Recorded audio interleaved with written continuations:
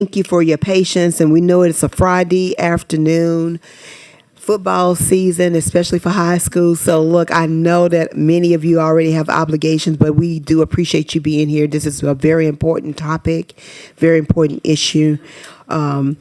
And we are going to do our very best to ensure that everybody has an opportunity to speak, but also respecting everybody's time. So at this time, we're going to call for the CAC members. Oh, I'm sorry. So we have to call the roll again. Thank you so much. If you would, please call the roll. Senator Barrow Here. is present. Dr. Birch is present. Judge Green. Ms. Hadley. Here. Present. Mr. Hanneman. Present. Dr. Hook. Present. Ms. Moody. Present. Captain Patu. Thank you. Present. Judge Russell. Here. Ms. Shelton. Present. Captain Sanji. Dr. St. Germain. Present. Dr. Thurber. Ms. Wascom is present. Judge Womble. We have a quorum. Okay, so we do have a quorum still. Not that we're taking any actions, I believe, today anyway, but we do have a quorum still. And I do want to thank all of you for staying and being here. So I am going to, I know Ms. Mitchell is already at the table. I'm going to call Morgan Lamondre to come up. You've been asked to come up, actually. And Thomas Mitchell with the Children Advocacy Center, Hope House. Is Mr. Mitchell still here? Oh, okay. If he will come up. And we're going to start with you first, Ms. Mitchell. You're the executive director. Yes, ma'am. So you can give us an overview. I know that we kind of went into some of those details early, but please feel free and introduce yourself again. Yes, ma'am. Hold on, you're not on.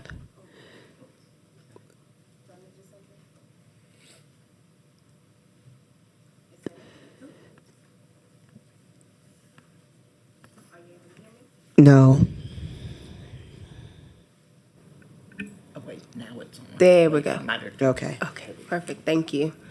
Good afternoon. My name is Crystal Mitchell. I'm the Executive Director for the Louisiana Alliance of Children's Advocacy Centers. Well, of course, we're the state chapter organization that supports the work at the 14 different CACs across the state. You've heard already from Ms. Erica Dupape. She is not only the CAC Director at Jefferson CAC, but she's also the Board President of LACAC. And I just wanted to take a moment to share a few things, just to kind of clear up a few things that may have been shared earlier, just so that everyone on the panel will kind of understand how the day-to-day kind of works at the CAC. Of course, we cannot receive, we cannot provide any services unless we receive a report from either DCFS or law enforcement. Those referrals come in, of course, whenever there's an outcry of abuse or neglect in the local areas, and of course, they're contacting the CAC. And then, of course, once those referrals are made, we will make every effort to work with the other agency. We want to make sure that we have a joint investigation. And, of course, with joint investigations, we want to make sure that law enforcement and DCFS are both present, because we know that they are both investigative agencies. And so we do also understand that, that can't happen all the time in different jurisdictions, but we do try to promote that as much as we possibly can, because of course that aligns with the CAC model of care. With that said, we also of course make sure that we are providing the forensic interview. We're scheduling that with, like I said, law enforcement or DCFS, and we're also ensuring that those kids, whenever they come through the doors, they're receiving quality care, which is through not only the forensic interview, but also victim advocacy, mental health referrals, as well as referrals to medical exams, things of that nature.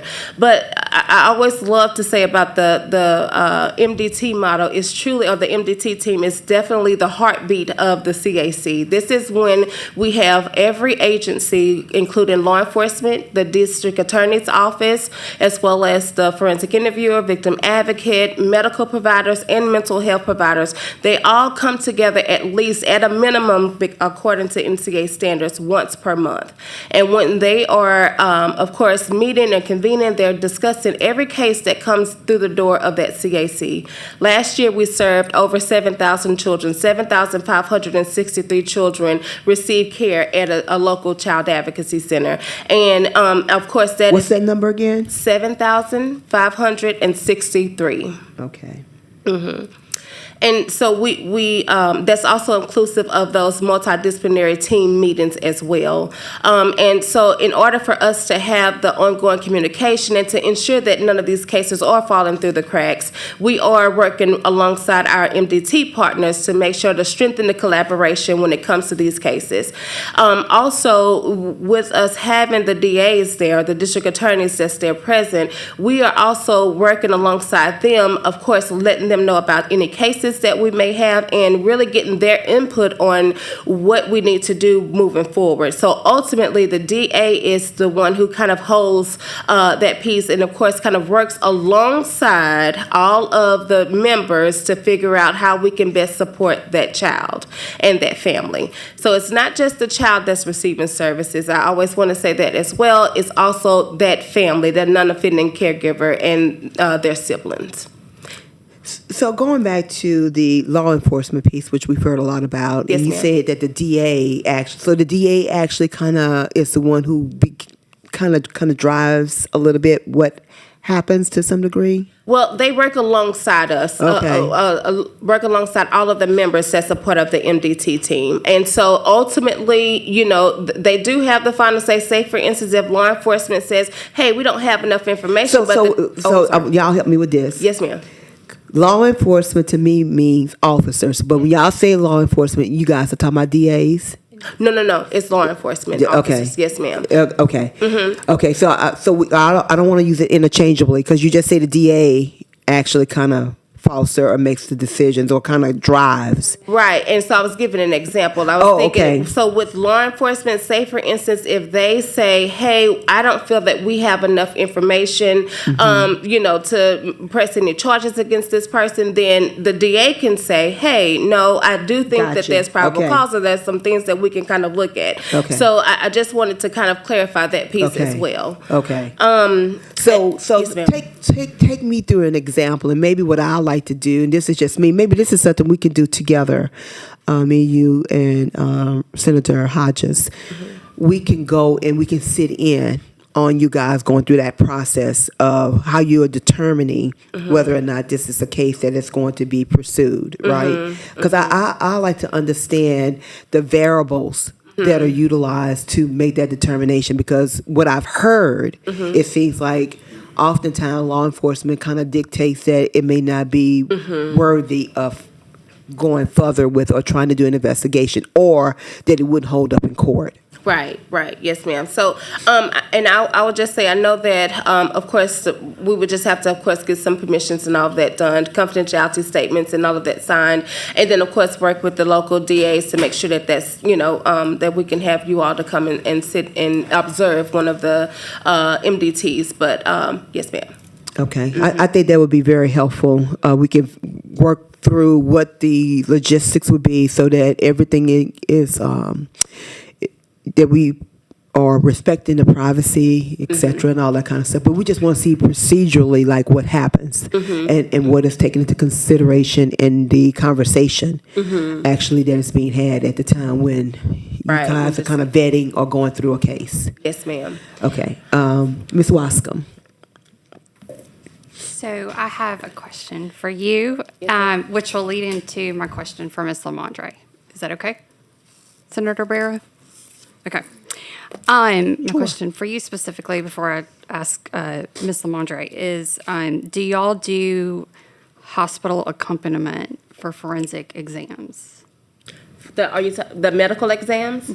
So it depends. Now, according to the law, when it comes to medical exams is it sometimes, you're not allowed, a victim advocate may not be allowed, of course, in the actual room with the child. However, if they do need someone to accompany them, we try to make accommodations or pair them with another agency who's able to do that. Okay. So we're able to kind of, refer out for those services if needed. Okay, that was my lead into my question. I asked Morgan Lamondre to come today, based on a conversation that she and I had yesterday, on some funding cuts and challenges that were very specific to today's conversation.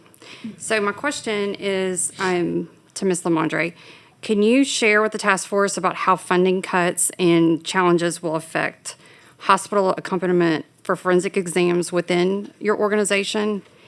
And will you say, for the record, explain what a hospital accompaniment is for a forensic exam? Yes, so Morgan Lamondre with STAR, a sexual assault center, so not a CAC, little different process, but I do want to maybe start with that question about what is hospital accompaniment. So sexual assault centers are accredited through the Louisiana Foundation Against Sexual Assault. Just like CACs have certain accreditation standards, we have accreditation standards through LAFASA. One of those standards is to provide 24/7 hospital accompaniment. That means that when we are called, we partner with different hospitals, different programs, and we are called out to be with a survivor during a forensic medical exam. I do want to slightly make a I don't know that it's a correction, but sexual assault survivors, including children, under Louisiana law, have the right to a hospital advocate to be with them during a forensic medical exam. So if anybody's actually saying an advocate cannot be with a child survivor during an exam, that would be incorrect. That would not be something they should be doing based on what the law allows in statute as one of the Sexual Assault Survivor Bill of Rights, 46/1845. Just want to start with that. But I don't know if there was a question there. But I helped write it, so I know it pretty backwards and forwards. Yeah, I'm glad you are stating that because I think oftentimes, What yes, y'all were talking some things about. are kind of lost in Right. terms of what's available. Right. So I think there is a lot of misunderstanding because we have been told, because you also get a right to have an advocate in interviews with law enforcement prosecutors, but sometimes it's like, we don't do that here. This is not like a guideline, this is like the law. So I just wanted to kind of say that. As part of sexual assault service providers, and this is where people tend to get confused, there is no state general funding for sexual assault services. Why are we different than CACs in domestic violence? Domestic violence is abuse that occurs within intimate partner relationships or dating partner relationships. All sexual assault that occurs outside of that, typically they go into programs that have sexual assault service providers. Where we also are kind of in this gap of CACs is what she started out with about saying a referral from law enforcement, a referral from DCFS. Whenever a child maybe goes to a forensic interview and they do not make a disclosure, those services that attach with that do not get provided at that CAC. But there's still like times where it's like, something's going on.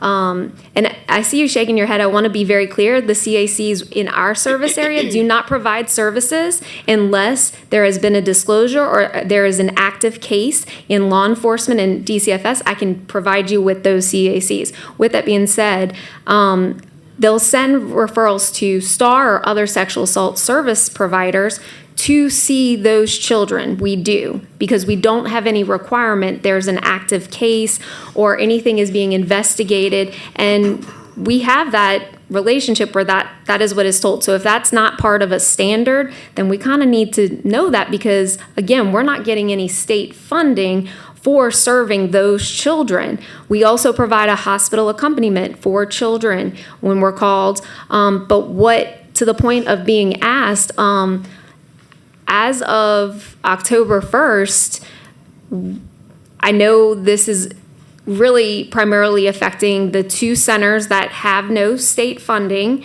from DV, from CACs. We are losing American Rescue Plan funding that was provided to us through the Louisiana Foundation Against Sexual Assault. There is such a small chunk of money we get from the Sexual Assault Service Provider Grant that is a pass-through grant that goes to LCLE and then to us. And with all the other VOCA cuts, everyone here, if you're involved in this work, you know what VOCA is. We depend on it. With all of those cuts, the plan is to send out an email today to our community partners, because since we have not heard from any of the other grant programs we've applied for to get additional funding to secure the current services we have, we're providing notice that we have to stop hospital accompaniments in October. And I did speak to our coalition director, because that's part of an accreditation standard. So then if I lose accreditation, then I don't get the $110,000 from SASP and the $38,000 from STOP. So that's kind of where we are, and we're already making cuts. We're already making cuts to other programs. So I'm trying to go after as many competitive federal grants as I possibly can, and the foundation grants and all of that. But at this point, I mean, and we have 3 locations. We are a little different in that, you know, we are serving a good chunk of parishes. There was a bill passed. I know Monica Taylor is here, or was here, with Kelly Dickerson, but that only generates funding if there are convictions. Based on this conversation, I think everyone knows the likeliness to convictions. And then if there's a conviction and a felony, how is this person going to pay? The likeliness we will see any meaningful funding from that bill is not so high. But even still, that bill, 50% of the funds would go to sexual assault service providers, another 25 to CACs, another 25 to DV programs. Again, $7 million was allocated last year, I believe, for the DV programs. And I don't want anyone to be confused that I'm here to say they don't need that funding. They absolutely need that funding. Everyone needs funding. The CACs need funding. I'm not here saying don't give them some or give us what you want to. No, I'm saying we need funding. And unfortunately, there's only 2 centers, STAR and the St. Landry Evangeline Rape Crisis Center, that are exclusively standalone. So meaning we're not also a CAC, or we're not also a DV program. And then there's another program in Washington Parish that I think does like substance abuse and other catch-all type services. So we're the 2 that are in jeopardy. And if you look at what the research says about sexual assault only service providers, we do feel a need, because when you have, if you look at all of the stats provided by CACs or DV, most of the people they serve are going to fall into that intimate partner, dating, violence, relationship, because people are not thinking that, hey, if I'm just a student on a college campus, or if I'm a child who wasn't sexually assaulted by a family member, they're not going to those places necessarily. And then we also have that critical gap where, a child survivor, they may not have a disclosure, or they may not feel comfortable, but a caretaker knows something's going on. So we take those clients, we provide trauma-focused therapy, TFCBT, we have all the certifications, just like the CACs, we pay for that, and eventually there's a disclosure made. And then we can refer them back for the forensic interview. And those cases end up doing really well in investigation and prosecution, because we know from the research, when survivors, when children get the services they need, when they feel safe, they will not only make disclosures, they will make disclosures that are able to be upheld in court. They're consistent. They again, it's one of those things that we're often forgotten about because we're not getting funding. So hopefully that answers everything. But STAR and the other sexual assault center is in jeopardy. So I have a follow-up question to that. You mentioned the accreditation. What was the answer when you asked?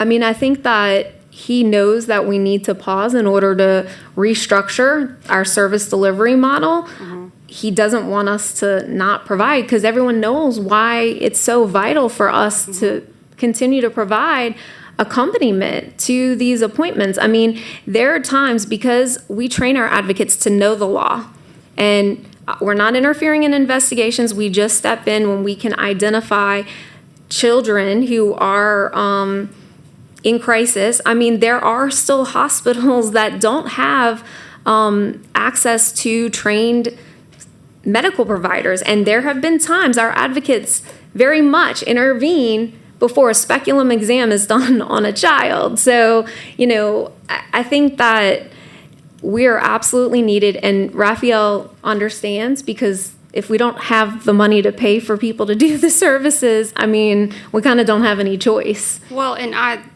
one of the main reasons I asked you to come here today is 2 decades ago, I mean, this was like my primary job, was to accompany survivors. And I can tell you without any hesitation that outside of the person doing the exam, I've witnessed so many child survivors be saved from further harm by providers that didn't know what they were doing in smaller clinics or hospitals or whatever, able to intervene and be like, nope, you're supposed to call, the CAC, like, you're going to cause further harm. And I've witnessed so many times that made such a difference in survivors' lives, that it's so important that they have somebody there that is solely for them, and what they need in that moment. Yeah, and I do want to say our advocates are well-versed on mandatory reporting laws. We were notifying hospital providers because, just in general, there's not just mandatory reporting laws related to child abuse, right? There's mandatory reporting laws related to elderly abuse and, adults with certain disabilities. Our advocates are constantly informing and educating providers on what their obligations are. And the change in the law about just sexual abuse between children and just all, I mean, people were not reporting that, but our advocates educate on those changes in the law because we make them do the DCFS training annually. We also provide our own training, and we also get into the weeds of these complex situations that happen when it comes to mandatory reporting. So unlike most places, we do have attorneys on staff. I am an attorney by background. I'm very compliance oriented, and I'm at the Capitol, so I'm aware of the laws. That's not a privilege that everyone else has, but we need our advocates. And again, it's so important, and I may sound biased, but there is a very specific need for sexual assault survivor advocates. There is a need for the child advocates at the Child Advocacy Center. There's a need for the DV advocates. But too often people are so confused about the roles. I've been here where there are legislators who are like, we are duplicating services. We are funding, people to do the same stuff. They don't meet deliverables.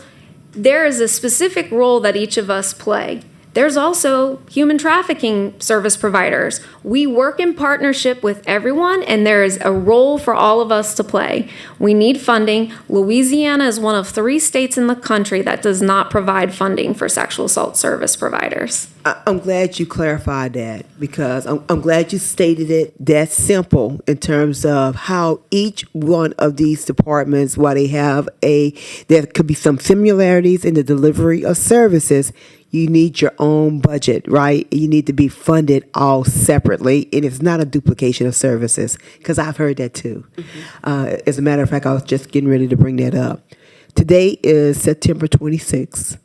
I heard you say October 1st. Next Wednesday, literally. So how much money are you guys short or a need for? And this is through what, June or of next year? We typically need about $300,000 a year, very tight for our advocacy. The advocacy program that we're losing the funding for. The problem is that obviously there's all these other cuts too. So I mean, it's critical because I'm about to have to cut counselors, and we need therapy too. We already have such a long wait list, but because we don't require, we also are unlike some of the CACs that we work with, that our counselors, like, we typically say it's for a year, but that year could go further, because we know that if a case is being prosecuted, we know that if there's crisis within the family or different things happening, there's no way I'm gonna have a rule that says at a year you have to go, because that does happen. We get some children from places that, unfortunately, they're working within their own systems too, right? They have to be able to see different kids, but we can't just, who else are we going to refer them to? I mean, and so few people accept Medicaid for therapy. So it's like, in particular, my Central Louisiana office, I mean, the vast majority of the clients we serve there are actually referrals from the CAC, because they're not able to serve them. They don't have like an open case, or, whatever the process is, or however it is. So they send them to us, we provide therapy. We also have a secondary support group for the caretakers, the non-offending caregivers of the survivors, which that's another thing. We know that in order for children to be kept, I guess, like, stable and in good environments, it's the airplane thing, put your own oxygen mask on before you try to help anybody else. Well, we provide services to the family, including financial assistance. We have different small grants for that, therapy for the family members, case management, resources, referrals. So really quickly, 300,000, I mean, that helps me not have to close up things. and that would be enough through next fiscal year? That would be very much like, it would help get us Okay. through that. But I mean, again, it's like, I feel like I keep doing Band-Aids. I keep finding grants, and then I have to do reimbursement. Like, it's, I understand. yeah. Okay, so because we need to look at a long-term fix, and while we kind of put something in place, that's not going to yield the money that we are looking for immediately, right? Right. Okay. Ms. Wascom, That's all I have. that's all you have? Okay. I appreciate you sticking Yes. around to have this conversation. Thank you. Thank you. Thank you for bringing this up. Ms. Hadley.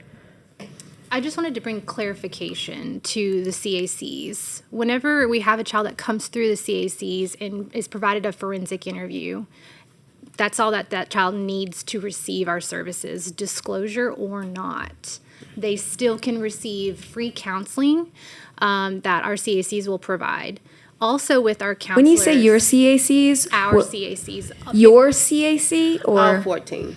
All that's 14 across just the state. not accurate based on what's happening. Unfortunately, And have I to- don't know where you're getting your information, and we would love to understand that more, but across the board, our services are completely free to every child that is seen with a forensic interview. And with our counselors, they may have a goal to meet at a certain time frame, but they also are well trained and well versed to know when the child may not even be ready or they need more services afterward as well. There's not a distinct stopping point for services of counseling. It's really case by case, and it really also just depends on the child and the families.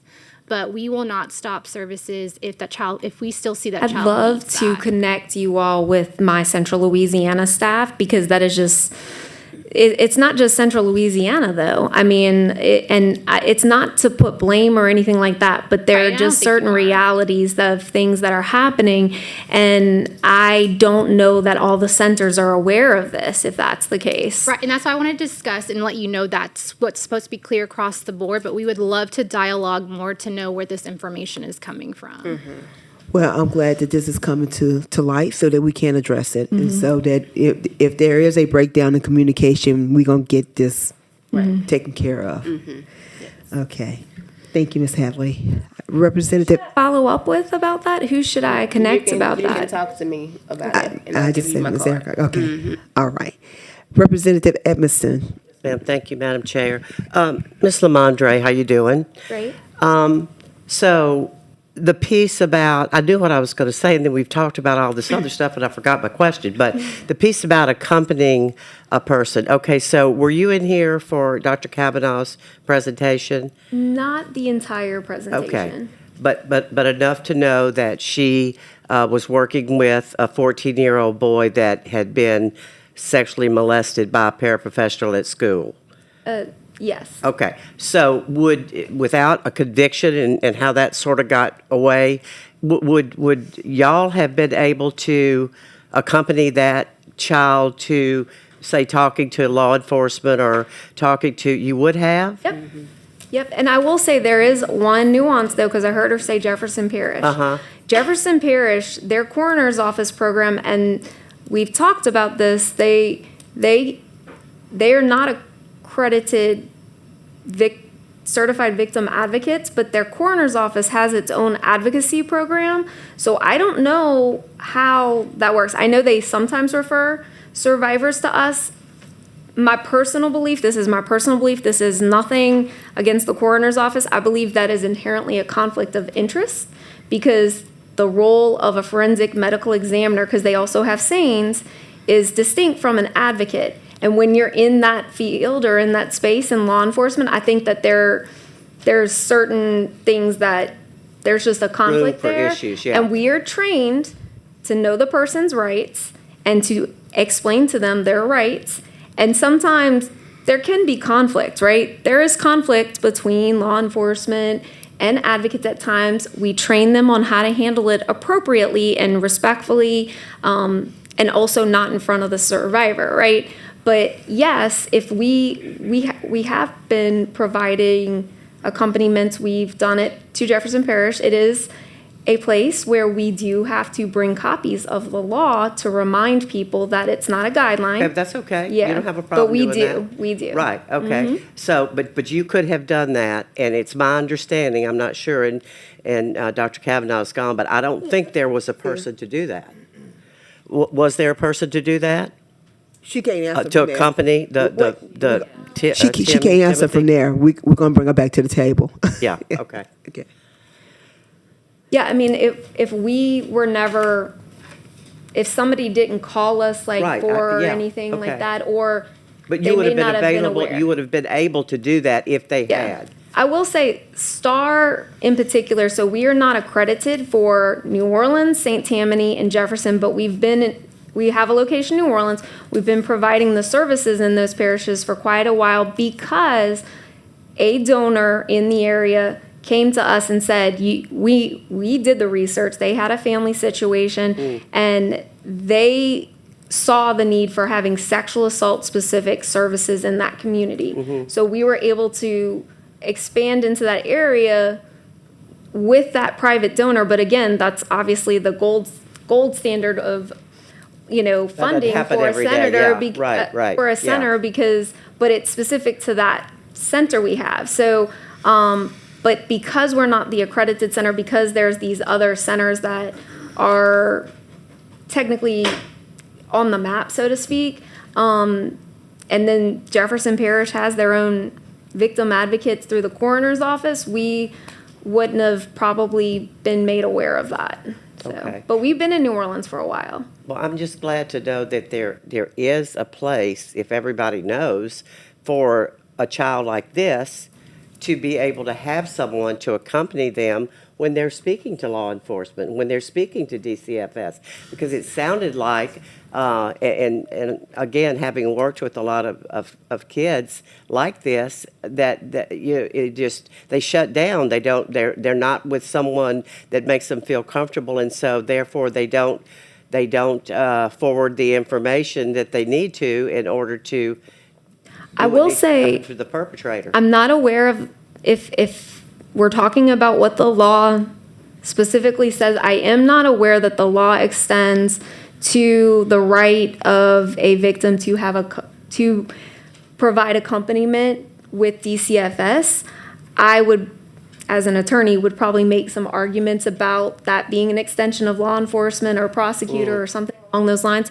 But if we're being technical, I don't think there is a right based on that. And I get it. Law enforcement doesn't want anybody or that is perceived to be with that person, but we're there for the survivor. We're not interrupting, we're not answering questions for Right. them, but it is a safe person just to be with them, Right. to know if something does happen, I have a witness, so to speak. And we know from research that people behave when there is the presence of a third party. Yeah. So, Okay, thank you so much, thank you. So you brought up a question. Your question brought a question to me, to my attention, and so I've seen some pamphlets that talks about if this happened, what you should do. I know that STARS has one. I've seen your pamphlet. The CAC has one, right? So how are we getting this information out in terms of people knowing when something occurs? Because again, going back to education, understanding the process of procedures. When you're in a crisis and when you're talking about children, you can be an adult and have something traumatic happen to you and you cannot function. right. Yeah. So, I mean, because trauma affects everybody differently. Sometimes, I think about when my husband died suddenly. I am the person in my family who orchestrate and put together every funeral. But I could not do one thing Yeah. when my husband passed, not one. So everybody responds differently. So Well, where is this information located at? So do you have to go and find it? Like, people say go on the internet or go here, go there. so because we've been short-staffed already, a couple of weeks ago, I went on a call out, and it had been forever since I had gone on a call out, and it was funny to, be called to the hospital and kind of see how things work after the fact, after I've been part of writing so many laws. And, we passed the Sexual Assault Survivor Bill of Rights in 2023. I'm almost positive y'all co-authored. Who knows how much y'all have co-authored. But in that, it was survivors need to be provided the information about their rights. And LDH put together a one-pager that would be provided to survivors at hospitals if you're getting a forensic medical exam. But what was interesting to me in watching that process, it was provided at the end of the exam. At the end of the exam, they weren't verbally told. They said, this is, and again, it's a lot of information, but it's like, your rights are outlined on this paper. And so I was like, can I see that paper? Because I wanted to see, their interpretation. And I was like, so it's telling you have a right to an advocate at the end of the exam. It's telling you have a right for this exam to happen without reporting to law enforcement. Obviously, there is a right to have an exam without reporting to law enforcement. Law enforcement reporting obligation is on mandatory reporters. And you shouldn't be charged for this. And I'm just thinking, like, this is at the end of this. Like, after they've already requested all the information and, and they didn't even read it. So, again, nobody was going to look through that whole thing. It's a lot of after the fact. But I had already been talking to her about her rights. So they did do what they needed to do. They called an advocate. Again, not every place is going to have access to advocates, even though it's a right a survivor has in theory.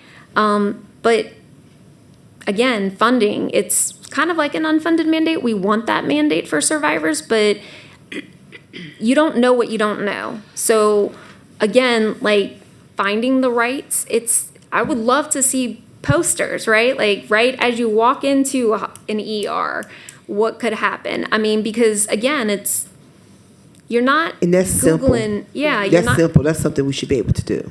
right. So I'm sorry. Go ahead.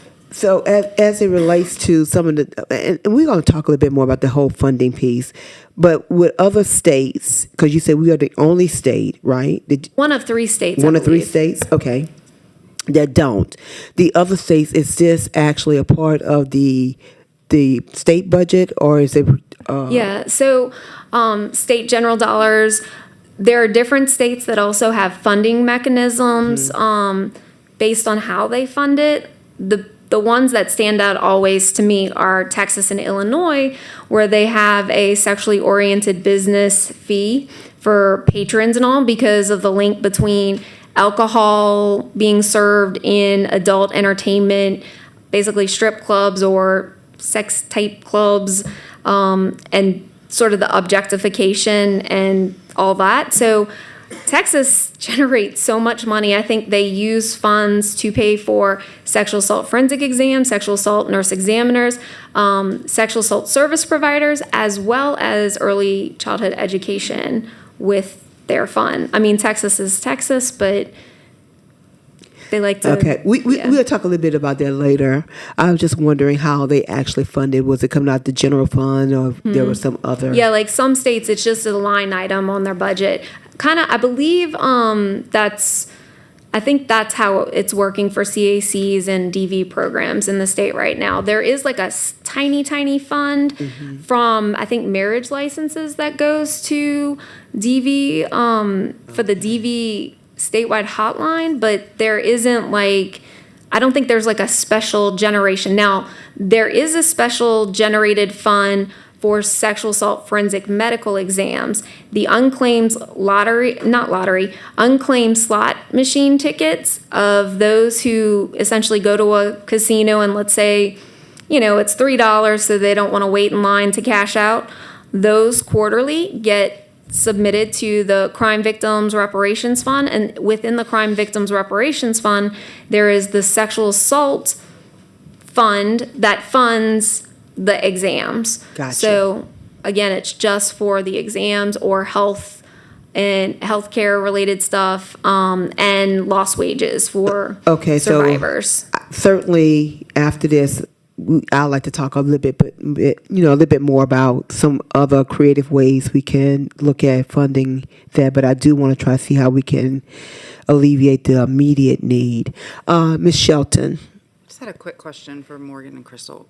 Just to be clear, how do you receive referrals for your services, your different agencies, if you could tell us? So for the child advocacy centers, in order for us to initiate any services, for any service to be initiated, we have to receive a referral from either DCFS or law enforcement, Either or. either or. And all of the CACs in the state, if they get a call from law enforcement or DCFS, they Yes. will take that referral. Yes, do an- and just because I know that came up the last time, but you all have a pamphlet in front of you, and you have inserts from each of the MDT protocols from 14 of the CEACs, and so it does tell you about the case acceptance criteria, and then also, and it was quite lengthy, so I tried to condense it as much as I could for you all, but it does tell you how each of those referrals are received at the local CACs. Just one follow-up. Yep. To get your services, to like counseling, the things you're discussing, that Morgan's also discussing, Yes. they offer.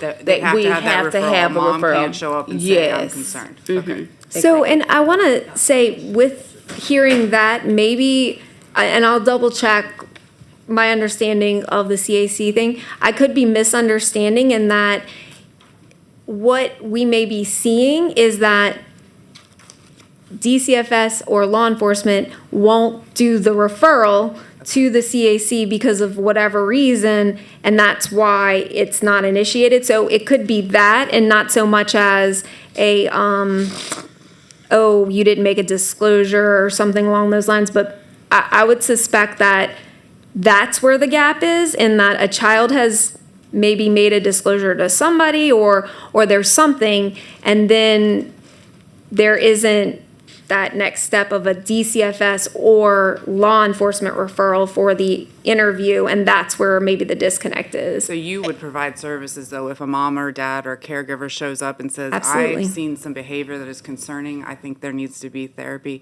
And is that at a cost to that party, or is it? No, all our private? services are 100% free to the survivors Okay. and their families. And I just want to say as well, with the services that are provided at the Child Advocacy Center, it's in part of the investigation. So if a child makes an outcry maybe to the school counselor or someone else, then of course, like I said, at the end of the day, we wouldn't be able to initiate anything unless we had the exact referral from either one of those investigative parties. So that's, I think that may be the difference between. Ms. Hadley.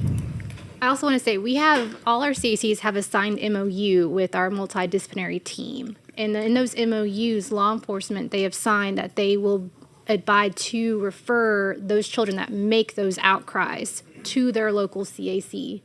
And so whatever outcry it is, even if there's not a lot of evidence to say, yes, something has happened, there's safety, like just welfare concerns, we still accept those referrals for forensic interviews, which they have signed in our MOUs.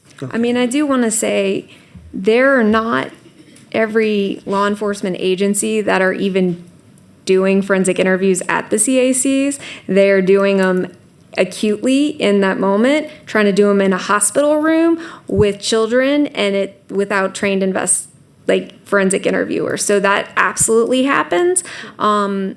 You'll hear, oh, well, this was an emergency situation. No, not the just quick who, what, when, it like a full interview and then they never get to the CAC. Because one of the questions we ask whenever it is a child is, have you had a forensic interview? So that's usually one of the questions we ask. I'd have to go back and look to see what that is being said. But the problem is if a child says something to law enforcement or any party and there is this belief that the kid is lying, they're not going to get a referral to the CAC. And then they come to us and it's like, well, we were told we don't get one or something like that. And then we still do our due diligence with mandatory reporting. But I think that that's the other thing is that I'm sure there are great agencies. I'm sure there are. But when you legislate and you make rules, you have to kind of factor in the bad actors. And there are still a number of agencies that do not take kids to CACs. What parish do you serve and cover to see these things occur? So we serve 15 parishes: St. Tammany, Jefferson, Orleans, Avoyelles, Grant, Vernon, Rapides, East Baton Rouge, West Baton Rouge, Livingston, Point Capee, Iberville, and is that all of them? I think Okay, that's so- it. Oh, and Ascension. And I do want to know, I know whenever you guys respond to the hospitals, like y'all are essentially will be the first ones to encounter this child when they go to the hospital for an outcry of abuse. And we think it is, I agree that I think it's vital for you guys to be in that hospital setting to advocate for that child. But initially, if you ask that question in that moment right there, they wouldn't have had a forensic interview because the investigation would now just be getting initiated. Well, except for the law enforcement agencies that consider their interview of the child before the child even gets to the hospital as a forensic interview, and that does happen. I mean, I know we're talking about like you haven't seen this, but it happens. And so the thing is, I'm concerned though too that there doesn't seem to be an understanding or discussions because we have these discussions with the CACs that are involved. So I do believe that people are sometimes scared because these are the partners. These are in our MDT meetings. We don't want to make them mad and them not show up to our meetings because that's part of the accreditation for CACs. We're told we've signed the linkage agreements. We make sure all of our counselors are TFCBT certified or through the training in order to be able to qualify as one of these linkage partners. We know what happens. Now, what they tell people out loud because they fear for retaliation is another thing. I'm kind of an antagonist. I don't care. And so I say what I mean and I mean what I say. And I've made a lot of people upset. There are great law enforcement agencies out there. There are also incredibly short staffed sometimes, and you have a patrol officer that comes. There's a lot of factors. I get it. But what you're saying, though, doesn't align with maybe a lot of things that are actually happening. Right, and I don't disagree with you. I feel like there may be some issues and concerns for additional training. I just want to understand where you're seeing the majority of this occurring so that we could In those also parishes. address that. So I would You like say in to- each of them? I mean, more so than others. I mean, there's definitely specific parishes that are worse. But in each parish. I mean, each parish has a different thing, but I mean, there's some parishes you don't hear anything from because they're not doing anything. And like, even though we serve those parishes, we'll still get people calling us. And I'll never forget this one person who called us. And it was like, I'll say the parish, it's not a parish we serve, it's St. Helena, where the law enforcement officer said, you know, I mean, I'm not going to go arrest this guy because that 10-year-old was dancing and you know, shaking their butt in front of this guy, a grown man. It was a 10-year-old. Like, the absurdity of things that you will hear in this field are crazy, crazy, crazy. And in that moment, it's like, are you serious? It doesn't matter. It's a child. So anyway, soapbox. Okay. Ms. Wascom. I'm going to make this very quick, but Representative Edmondson said something or asked Morgan a question, and I'm going to make this very brief, but it's very personal for those in the room that don't know. But I'm a survivor of childhood sex trafficking and child sexual abuse material, CSAM. In fact, you co-authored a bill in the spring to rename the language. But I've been doing this work in some form or fashion for over 25 years, almost 30. And a little over 3 years ago, I got a phone call that material had been found of me in another state. And in that moment, even though I'm the one that everybody calls, if like, I don't know who to call, and I have access to dozens of attorneys in town that could have gone with me to represent me. But Morgan was actually my legal representation when meeting with the FBI. And I mean, I can't even think about it without getting emotional because she had been a friend and a colleague for over a decade. And in that moment, in that room, in the most vulnerable place that day I've ever been in my adult life, sitting with colleagues discussing, you know, these are still here 40 years later. And having to navigate that with the FBI and having to get on a plane that week to fly to another state to deal with it. That is what that role is. And that is what STAR could do for me that no one else could. And so, again, it's a little personal, but like speaking to when speaking to law enforcement, and again, I've been doing this work for a very long time, and I still needed STAR to step in and help me. Yeah. So it's been this is just, it's something that is so needed. And like, truly, I couldn't have done it myself that day. I mean, I talked to the agent that handled my case not 2 months ago, and I told him, I was like, I could not have sat in that room and been coherent if it was not for Morgan. Which is like, you know, it was a different position I was in. But it also really drove home for me how vital that role is in all of this, you know, and how people handle, you know, the long-term, you know, Well outcome. said. So I just, I know that's a little more personal than like we get in here, but it's just a very, I think that a lot of times that's missed as part of what they do and how that affects the outcomes of survivors long-term. Like, how do they, you know, disclose to other people? How do they go about their day-to-day? How do they learn to trust? Like, I mean, it's a very, and I'm an adult. Like, I'm about to be 47 in 2 weeks. And I needed her at 44 years old. Thank you for sharing that So- because I think it drives home, at least for me, even though I kind of shared something similar, but it's not the same. No, But it's similar. But it's still very like But parallel. Like it is. the people. I mean, like if I could not do it in that moment, That's right. people who have no idea That's right. what to do in that situation, these kids are going to fall through the cracks.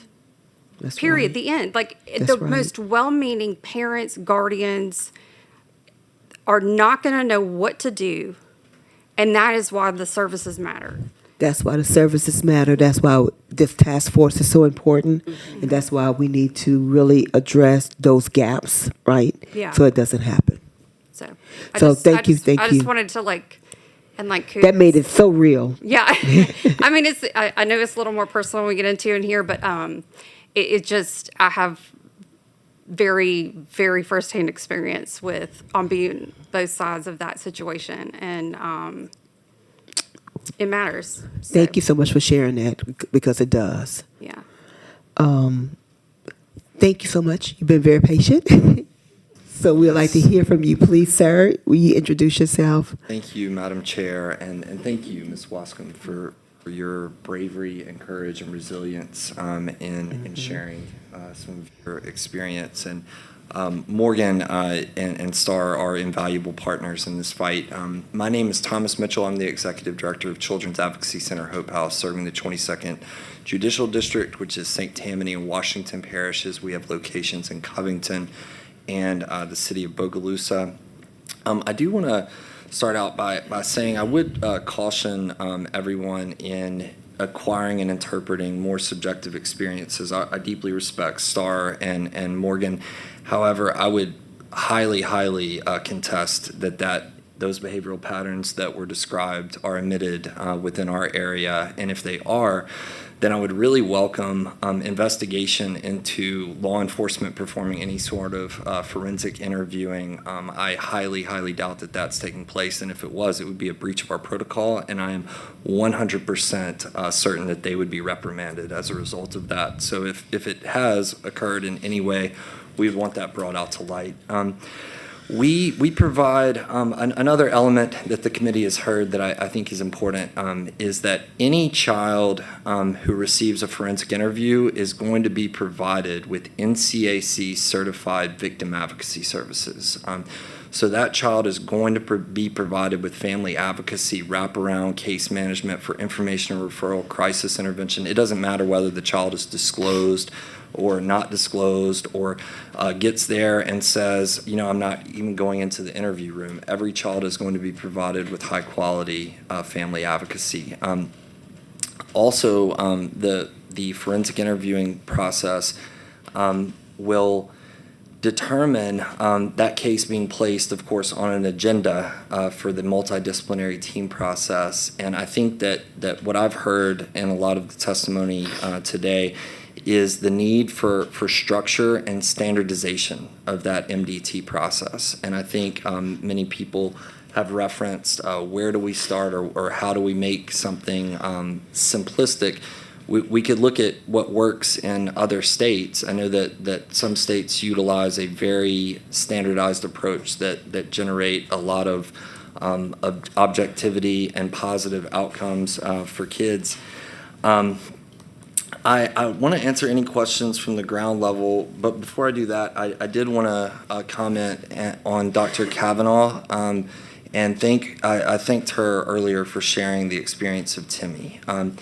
And my heart breaks for Timmy as I saw all of you and heard from all of you as well. That's why we exist, to prevent Timmy. That is a disgrace that Timmy and his family had to experience that. My heart breaks not only for Timmy, but for the other children who were victimized and the future victims of Mr. H, because we know through research that it's highly improbable that Mr. H only victimized and targeted those children. And I would like to truly believe that I know one of the elements that was shared is that occurring universally. I would highly disagree that that's occurring in any type of majority manner. Every child who walks through our doors, I can speak for our entire staff, we have the weight of that child's journey on our shoulders. And our job is to meet each child's unique needs. If they don't disclose in a forensic interview, they are absolutely still eligible to receive services and to have services maintained for the structure of the family unit, the non-offending caregiver support group, all of the resources that we provide, TFCBT therapy. But I really speak for the 13 staff members that we have that weight is on our shoulders, and that MDT process is what is the ultimate bubble wrap for every single child that walks through our doors.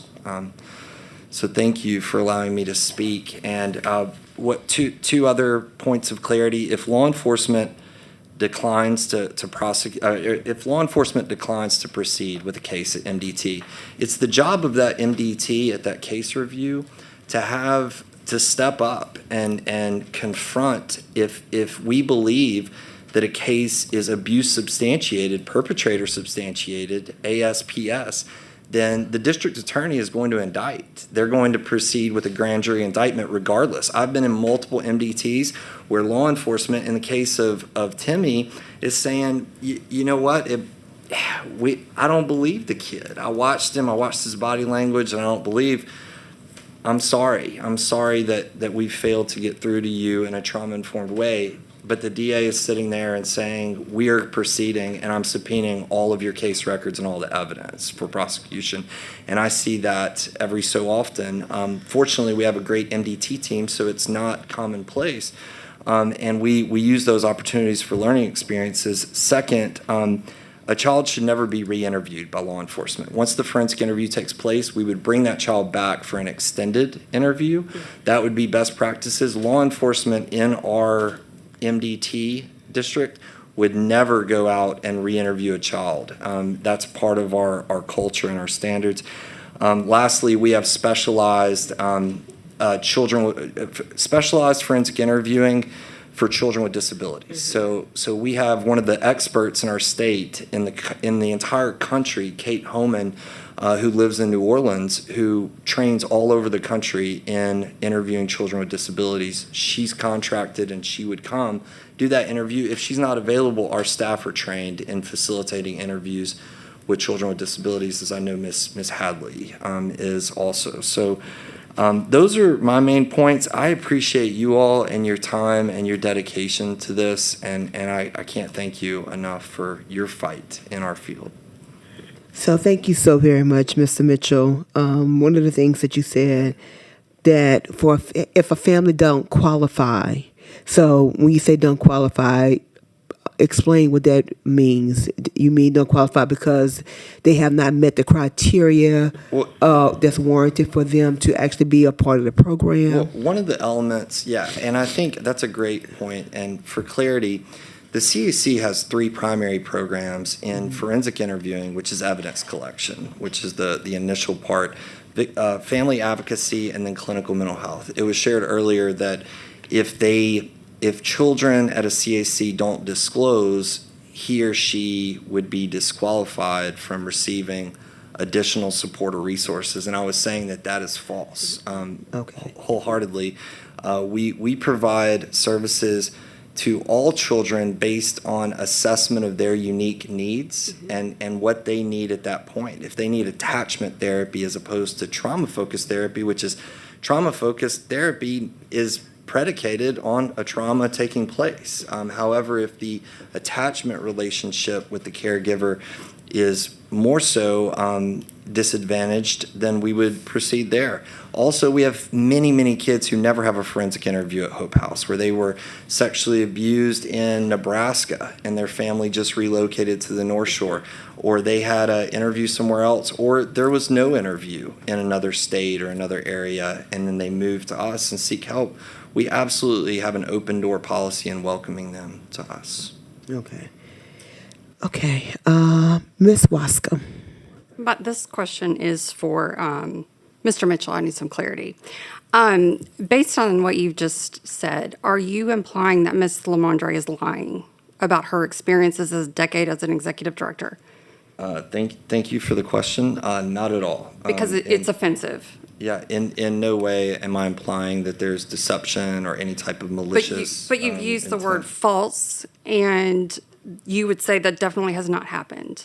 Yeah, so I was referencing in the St. Tammany, Washington Parish area and just providing clarity to ensure that the committee is fully aware that if these events have taken place, it would be very improbable, and that we would follow up with those investigators as a breach of our standardized MDT protocol, that every single chief of police or sheriff's office, sheriff has signed, the DA has signed, because it clearly is outlined. I'm going to interrupt you because I hear what you're saying.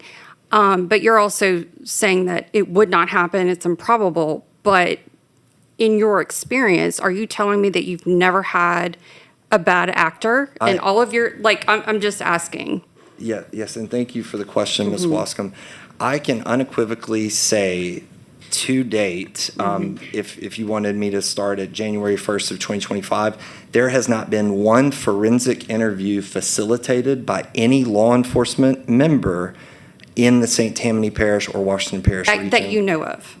Well, I can give you a 0% probability based on my best hypothesis. I'm the one who's asking the question. Oh, I'm sorry. Yes. Yeah. Well, I apologize if you were in any way offended. That was not And my it's not intent. just her that I'm offended for. I'm offended for the other CACs in the room that, maybe they've reached out. I've had other parishes reach out to me and say, like, I've had some issues, like who at the local CAC do I go to? So I want to be very clear that while I think that the people in this room have the best intentions, that absolutely things fall through the cracks, which is why we are around this dais. Yeah, Ms. Wascom, I totally respect what you just said, and I hear you. What I was referencing in saying that is not typical. It was somewhat presented where I heard that it was commonplace, and I can assure you, and I think I speak for CACs in saying that it is very, very, very atypical that. But I'm not assured. A law enforcement officer I'm would not. facilitate forensic interviewing of children within any of our judicial. But that's your districts. experience. Yeah, it is definitely my experience, and I respect you greatly, and I apologize. I just want it to be very, very clear that, like, it might not be your experience, but there have been multiple people in this room and multiple members of the public that have, been nervous to come forward and speak. And I'm not comfortable with saying that doesn't happen, because we all know in this room that it absolutely happens. And I was And these are colleagues. Like, take all of the rest of it out. Like, if you don't believe somebody, maybe don't say that on a public record.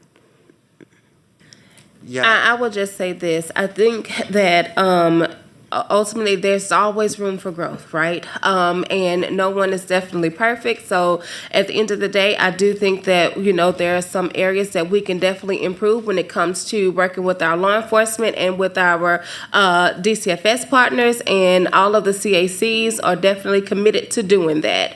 And we're going to continue to try to bridge that gap. So I allowed this to go on because I wanted us to get to a resolve. And at the end of the day, certainly one of the things that this hearing is doing is really highlighting and showing us where the gaps are, Right. and where we are falling short, and where there are things that we have to correct. And so at the end of the day, I know that there are no absolutes. There are no absolutes. Exactly. I think we achieve for absolutes, but there are no absolutes. I don't believe that there are, because even at our best efforts, sometimes we still miss the mark. So with that, I'm gonna move on to Ms. Shelton. Yes. You mentioned that law enforcement will not re-interview the child. Right. Right, and referrals, I know I keep going back to where the referrals come from, but when a referral comes from DCFS, do you have any assurances that that DCFS worker is not going to re-interview that child? We've gone over how extensively trained your people are to interview children, and so you only gave the law enforcement reassurance, so I was wondering about that. Well, yeah, and that's what I was referencing from what was shared previously about law enforcement facilitating forensic interviews in lieu of the CAC, which then result in referrals to STAR, and the CAC is exempt from services. That was my point of reference. Do things, certainly, I liked what Senator Barrow just mentioned, certainly in that things aren't absolute. I can tell you that would be a breach of our protocol. That's why we have a strong protocol that our MDT, which is far more than case review, it's the living heartbeat of our CAC. Our MDT family and members take very significant trust in that would not be replicated. If it was, the MDT would need to handle that in a way that ensures that it doesn't happen again, and that's what we strive for locally with our MDT teams. Thank you. Yeah, thanks. All right. Ms. Shelton, that's I'm looking at our reports right now, April of this year. St. Tammany Sheriff's Office we were called to the hospital for an 11-year-old girl. They interviewed her before the hospital advocate even got there, and then there was no follow-up. So that's just one, and I asked a colleague to provide me with some, it looks like, based on our reports, at least 20. I don't have the dates. I don't know if it's just of this year. So again, I think saying it's false versus your experience is not that. You don't know what you don't know. So I can see this, so So, it Miss, happens. and I believe you. I believe it I'll bring happens. receipts, Yeah. but the problem is also going back to privacy and confidentiality, even for the survivors who experience this. Once they have been beat down, they don't want anybody to talk about it. If they're receiving services from STAR and they are happy now, they may not want to reengage. That's always going to be part of the process. But if law enforcement interviewed them in a way that was traumatic, they never got to the CAC, which seems to be where the problem is. We may try, but if they're not going to get a referral from law enforcement because law enforcement doesn't believe them, we have in here some reports where law enforcement officers were threatening to arrest children. So it does happen. Look, trust me, I believe you. Miss Monica's over there. Yes. We done had a lot of conversations in terms of even just some of the training with law enforcement. That's a whole, and no pun intended, Captain, over here. Because law enforcement, to me, they've had to have had to evolve, I would say, right? And they are still evolving, I think, especially as it relates to this, because they're dealing with so many other factors sometimes. And so how do I want to say this? Because I want to be really careful. They may not see this as being as important.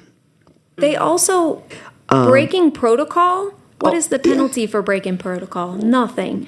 Exactly, nothing. And this is why this is important. So I'm glad that it's coming up so that we can begin to take, this is another part of what we need to address because it shouldn't be happening, but I know that it is. And I'm not saying, I can't say this particular one from April, there was more, is always going to be nefarious. It may not be. It may be a new person on whose patrol Right. doesn't understand. We don't know what we don't know. That's but right. again, going back to, I understand that different CACs, when you're seeing it from the framework of what works, STAR does not, because we are not a CAC. We are getting the cases or the survivors who are falling through that crack. And so again, the CAC process is amazing. It causes us a lot of trepidation when we hear that didn't happen, but it does not happen. That process does not happen. And because there is no penalties or anything for when it doesn't happen, I mean, what are you going to do? Because then also, if the excuse is always going to be, well, we needed to hurry up and get information, but then you didn't, I mean, come on. Well, I just think at the end, it would definitely be helpful if you and I can connect. Sure. Right? And then also, we can connect with the local CAC directors and whoever's at the local sexual assault response centers so that we can all kind of get on the same page Yeah, and and- really, And I don't work together. blame CACs. I think, again, CACs are working under the parameters that they have before them with the notion of they still need to remain accredited. They depend on law enforcement coming to their meetings and all this other stuff for their accreditation. I don't blame the CACs, but I also know ultimately for STAR, we are unequivocally, unapologetically pro-survivor. And we are going to fight for survivors. And if afterwards they have been traumatized by a system, we're going to work to try to fight in ways we can, but we're not going to also necessarily, just like nobody else wants to give details of identifying information, it's not because we're not trying to help survivors, but sometimes they want their privacy and they want to heal and they want justice as it is defined by them at that point. Well stated, and stay the way that you are, okay? Okay, Captain. I told you I was an antagonist. Captain Paydock? Patu? I'm sorry. Paid out. Patu, yep. Patu. But it is payday Friday. It's been a long day. Just a quick comment, and since we're all here to kind of educate this group on the CACs and how part of it being law enforcement's interaction with the CACs.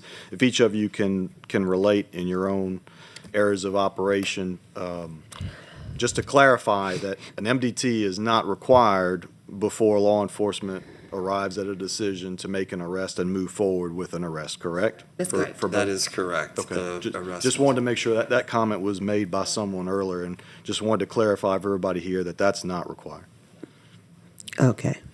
And Go ahead. no, I was just gonna say, I also have Mr. Shannon here. He is one of our forensic interviewers, but he's also under the sheriff's office in Lafourche Parish, and he did have a little bit to say as well. So I do want to make sure that. So before he comes up, Yes, ma'am. we have 4 questions. Oh, I'm sorry. So we're going to take these 4 questions and then we'll have him come up. Honorable Russell. Just, I would like two things. One, I would love, Crystal, if you would explain the proactive things that your advocacy centers do as far as education and in the school systems, because I think every single one of your advocacy centers is not just about interviewing, it's about being proactive. Yes, thank you. Yes. So the CACs also, of course, they are able to go into the schools to do prevention education. We have some of them who have a whole program just dedicated to prevention education, but we do our best to make sure that the community is well aware of the signs and indicators of abuse. We also heard earlier today by Dr. Mehta when she was talking about the darkness to light. A lot of the CACs, that's the training that they provide in their different communities. And then also any outreach events, things of that nature, they're always trying to do their best at, of course, educating the community. Also, our victim advocates at the CACs, they also are able to provide resources to families, and then also, of course, different education, prevention education, things of that nature, psychoeducation to our the non-offending caregivers as well. So all of them are definitely well versed when it comes to that, and then also they can provide information on crimes victims reparations, things of that nature. That's what the victim advocates do as well at the local child advocacy centers. Thank you. Yes. Also, I handled sex crimes for 15 years, and that's what I specialized in. So I prosecuted before an advocacy center, and I've prosecuted since one has been in our parish. So I know the difference in prosecution when it comes to the advocacy centers, and so I am a huge proponent of centers in every parish. But one of the things that I've heard is when we talk about bad actors or we talk about failures, we're the adults. And so when we have an 11-year-old who was not interviewed properly, it's up to us to communicate amongst all agencies so that we can address it. Because we talk about consequences. As a prosecutor, when I would have seen an interview done of a child and it was not at the center, I immediately make a phone call and say to the sheriff, why was this child not interviewed at the advocacy center? Because when they testify in court, I need my forensic interview to say every single time we have a protocol that we follow.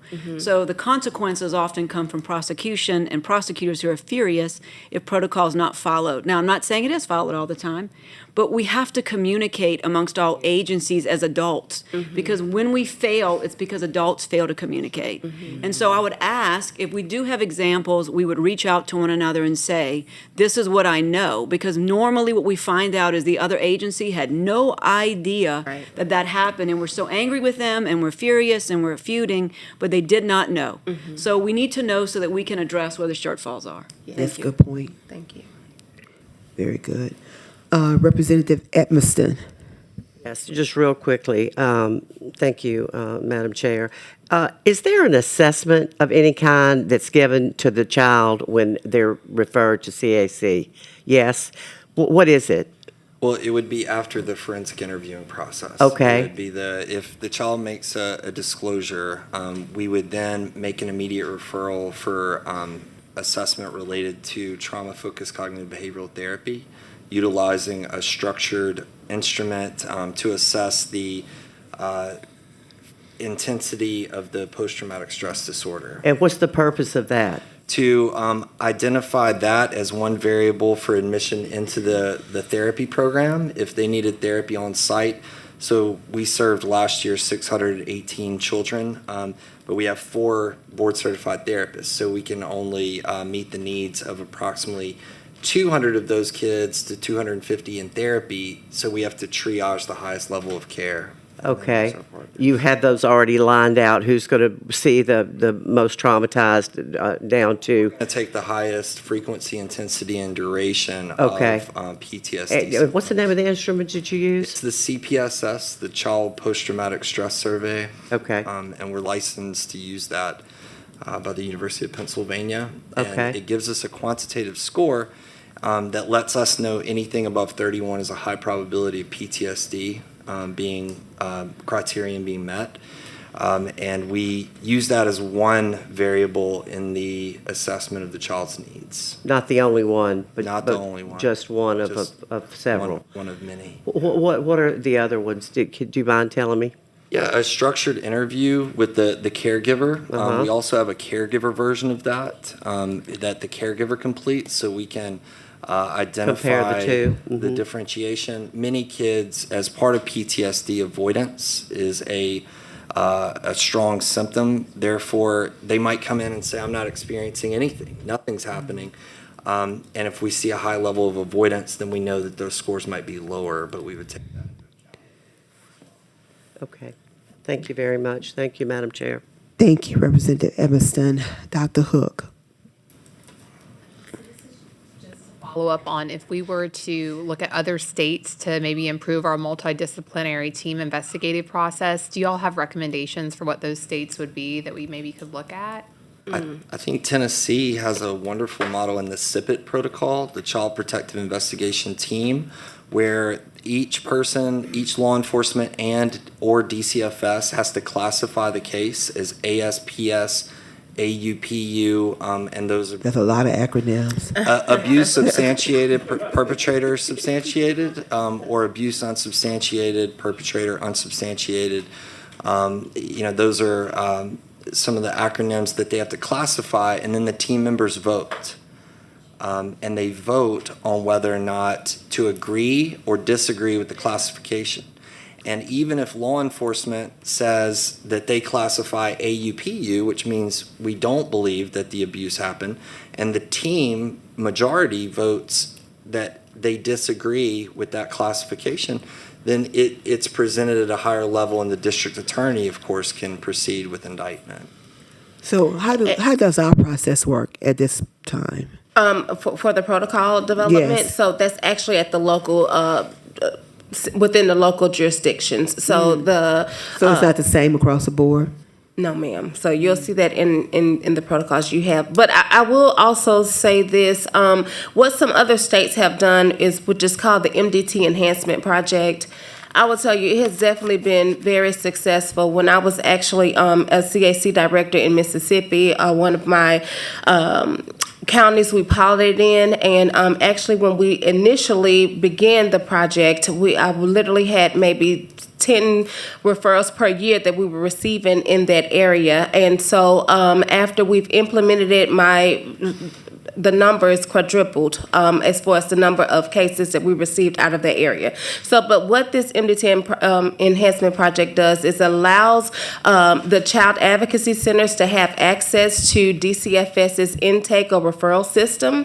And so basically any of the referrals that came in, of course, through the portal, if they fell within the protocol of that local jurisdiction, then of course we would go ahead and schedule that child a forensic interview. We would work with our law enforcement partners and our DCFS partners to make sure that we had that joint investigation.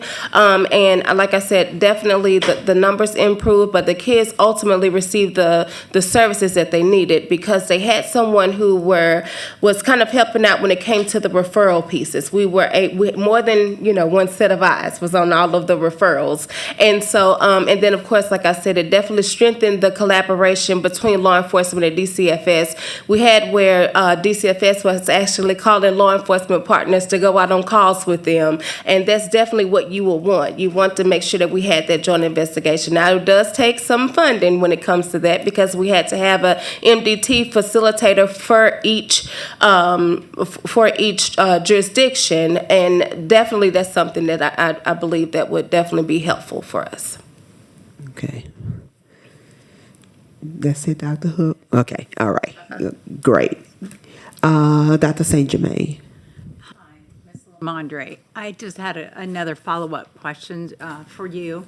In the things that you mentioned of a hospital, maybe in St. Tammany with an 11-year-old, was an advocate not notified in that particular case? No, an advocate went on that call out, but when the advocate came, apparently a law enforcement person had already interviewed and maybe there was trauma associated with that experience. And I still have somebody at my office trying to go through, because some of the stuff is variables where we can run an easy report, but then some of the information provided inside. It looks like we had 8 since this year, 1 between the 0 to 12, so I think the 11-year-old, and then the rest between 13 to 17. So she's trying to compile to figure out what's going on. It does look like some of, not all of them are necessarily law enforcement in St. Tammany per se, but with that being said, it was child survivors in St. Tammany that our advocates go on. As of October 1st, we won't be providing hospital accompaniment, which is clearly needed to in that parish. I've been doing this kind of work for 25 years, and it's not but a week that I've known that the Bill of Rights was written, because my current employer mentioned that she was a part of writing that, and that's Mary Claire Landry with Family Justice Center. Second thing is, I had no idea there was a law that said an advocate must be called for survivors before me as a forensic nurse would go see them. So I have a little note for you.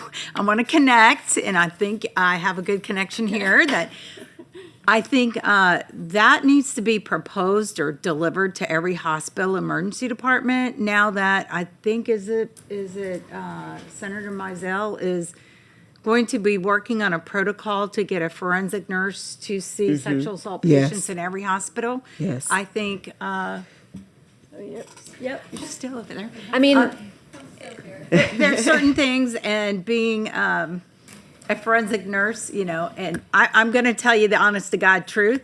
If any of these cases occurred before February, they may have been my cases in St. Tammany, because, for example, they may have provided me with a child life person from the hospital, and I didn't know any better. I didn't call an advocate. I mean, I will say, Lord. we're about to stop providing hospital accompaniment in St. Tammany. We're not the accredited center for that parish who, according to our accreditation standards, we're doing that. We were doing that because we were able to use funding from this private donor. Now, we still got grants for New Orleans. Because so much of the grants have been cut, we are going to basically wipe out that funding to just sustain the rest of the center in New Orleans. So we're not going to be able to provide those. And I will say, again, I'm not going to speak for other sexual assault centers. I know what we do and what we train our advocates to do, but just I don't know that I would never come up here and say you can get the same level of services from every center in the state, because there's different accreditation standards, different funding levels, and different ability to train extensively. Not everyone has an attorney on staff who wrote the law, right? So and for the last 10 years, I was part of directly writing most of these laws. I even helped the CAC law get the clarification on changing everything to 18, but it looks like now we're going to try to change and you're going to be an adult again at 17. But anyway, I've been heavily involved, and so not everyone understands. We try as much as possible to get as much education out there on these things. Each year, our law enforcement partners don't always get updates on the law, so I typically do a chart for them. Like BRPD, we have a great relationship with their SVU program. I do a chart that's these are the updates. Nobody universally educates people on their obligations. And, we know ignorance of the law is no excuse, but that really only matters if you're going to be charged with a crime. That doesn't matter for compliance purposes when we have a lot of feel-good legislation that doesn't have any penalties for if you fail to provide, whatever is required upon it. I mean, we don't really want to penalize people. We know people are overworked, underpaid, but like this right to an advocate is kind of going to mean nothing because you have a right, but there's nobody to provide that service. So you can't penalize me because I don't have that obligation, right? Like it's the survivor has the right, but with rights, you also need to have the people doing the thing that, gives that person the ability. And if we don't have advocates, and I mean, I'm always happy for us to be provided with any funding, but I also know I can't stand up here and just be advocating for my center. There are other centers that are needed. And one thing I think all of us could agree on at this table is when it comes to the VOCA funding, the transparency and the ability to understand how those funding formulas are done based on each district and which programs get allocated money for services is not good. And one of the things that I will say is in St. Tammany, and this is me saying it because I'm not going to put it on anybody else because I know it is what it is. The overwhelming majority of that funding goes to law enforcement and governmental type agencies for projects where they say they're providing victim services. And nonprofits like STAR, Hope House, and others the cuts are so dramatic. Whenever there are cuts to VOCA, the cuts are so dramatic in that district. Well, guess who's on the board who determines those allocations? The law enforcement people who are going to be getting funding. Can you recuse yourself from the vote on that allocation? Sure. But what does that matter if you can influence the rest of the allocations? And so, meanwhile, So Continue to you are not get kind of funding. speaking to structural issues. I would call them structural, right? In terms of how things are somewhat set up. fairness and funding. That's right. That is available. And that is something that that we have to talk about. I would disagree with you in terms of what matters because the compliance part is important, right? I think it matters. Yeah, But, and I get what you're saying, but I want to say this publicly because it does matter. It absolutely matters, and we need to make sure that we make it a priority. That's I hear you. I hear you very loud and clear, and oftentimes because of budgetary issues and what some deem as priority versus some of the rest of us, and those are some of the arguments that we have. Right? Sometimes it does not get weighted the way it should, but it doesn't mean that it's not important, and we have to keep fighting for that. I feel like I do want to say this just because I'm saying it, even if they're getting funding from this law enforcement district, because I'm at that point. If we're not going to get money anyway for things or we're running out, there's a real fear among service providers who get that funding for retaliation if they discuss anything remotely negative about any of these processes. And I mean, I have been told directly, you don't want to do this because you don't want to tell anybody because then they're going to penalize you. They're going to penalize other centers and give you less funding. And I don't know if this is true, but I feel like when I said stuff, I just want to recognize that I feel it's me saying that, not the people at this table, because I don't want them to be penalized because of my mouth and they didn't say things. But again, I mean, I'm ready to blast whoever I need to because it is what it is. I mean, if I'm not here protecting survivors, then what little funding, it doesn't matter anyway. So, and that's what I you're told right. some people. And so we will be watching that too, right? So may I just clarify again with the law for advocacy? Sorry. I'm sorry. To go back to that. Every advocate has to be a LaFossa trained. Yeah, so according to the provisions of the law, it says an advocate as provided in RS 46:2187. So yes, and that is the provision of advocates for accredited by Adults LaFossa. as well as children, or We're trained to accompany children.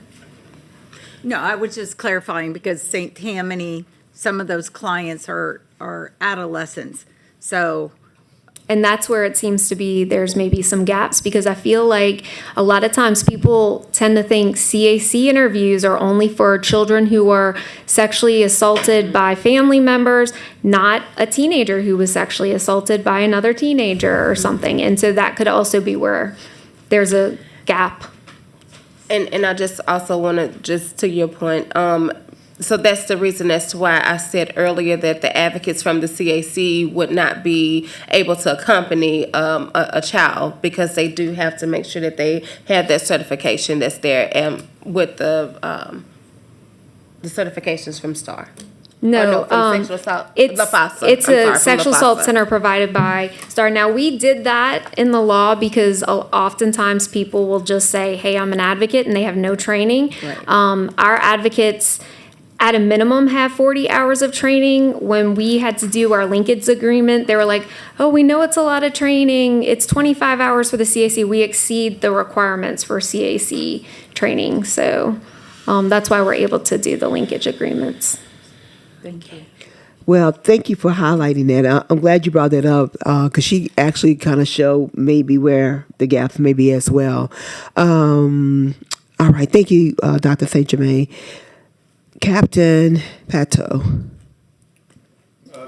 You mentioned with the MDT enhancement project in Mississippi. Yes. So just so I'm understanding it correctly, this is software that's linking a child protective service to CACs? So basically what it does is allows the MDT coordinators, and I will just say this, in the state of Louisiana, we only have one person that's dedicated to be that's just their primary job as as an MDT facilitator. But what this would do is allow the facilitators to be able to have access to whatever the system is that you all use for all of the referrals. In Mississippi, it was called MACWIS. So I can't remember what we used here in. Yes, that's it.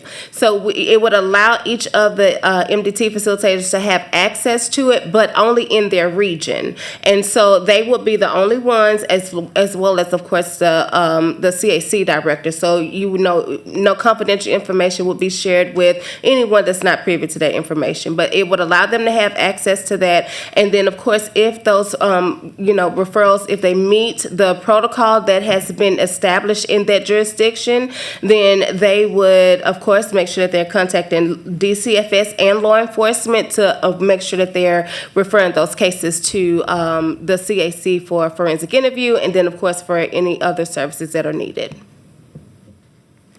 Thank you, ma'am. I appreciate that. That sounds like something that's a very good idea. It is, yeah. Having experience with law enforcement agencies and trying to get law enforcement agencies all to connect. We have 64 sheriffs. We have, I don't know how many municipal parishes. Mm-hmm. Ms. Morgan is very familiar with sexual assault kit tracking, an initiative that's going on there, and it's a difficult task, but we have far fewer CACs, and that could be something that's a lot easier to do. Yes, sir. So, thank you. All right. Thank you, Captain. Ms. Hadley. Ms. Lamondre, do you guys have a protocol in place when you see that children are not being adequately interviewed or the investigation process isn't going as it should? Is there a protocol in place that y'all follow? I mean, there has been attempts, not with St. Tammany or Hope House or anything, but in the past there have been attempts to have, in the places where it's very prevalent, to not have to isolate it to this specific case because of confidentiality, to bring that to the attention of law enforcement and the CAC in those areas. In general, there's usually a SANE involved. So if there's a SANE, because we're coming in after the fact, we, may engage and encourage the SANE to also say, because they have different confidentiality standards. But then after that, it really depends on what the survivor allows us to do. We still make our mandatory reports, but there's no way to say in a mandatory report, this didn't happen. And then if we're reporting to law enforcement, the comments they say, oh, well, we already know about this, right? And so you don't have to, this is a false report or whatever the case may be. So, I mean, if I guess that could be one thing you do if, for places like STAR, who are still making mandatory reports, if y'all have in there some kind of way as part of the process to say whether or not we are aware there was like an interview that happened with law enforcement that was outside of CAC or something. I don't know, that could be something. So that way it's part of the mandatory reporting requirements, and that allows us, if it's a mandate in that sense, it's something that we're able to reveal in spite of our vow of confidentiality regulation. And I love that you bring this up because it also just enlightens us to understand like where we can support each other, because you guys are basically like the boots on the ground in that moment in that hospital meeting with that child. And if there's not proper services in place, what can we do to partner together? And I do want to clarify with the difference between the interviews and forensic interviews. When law enforcement will do those interviews, that would not be considered a forensic interview. They're just doing their standard interview, which again would be very detrimental and concerning, like you're saying, which I agree with. No, I know the difference though between what is a real forensic interview and what they're claiming is a forensic interview based on, oh, well, this is there's no need for like another, like a forensic interview, but we know what a real forensic interview is. Right, and that's why it's concerning that, and I love that you're bringing this up because that's also more on our end for the accountability to know that make sure that law enforcement, patrol officers, whoever's the responding party, sometimes it's investigators, sometimes it's patrol, depending on what support they have and what time of day it is.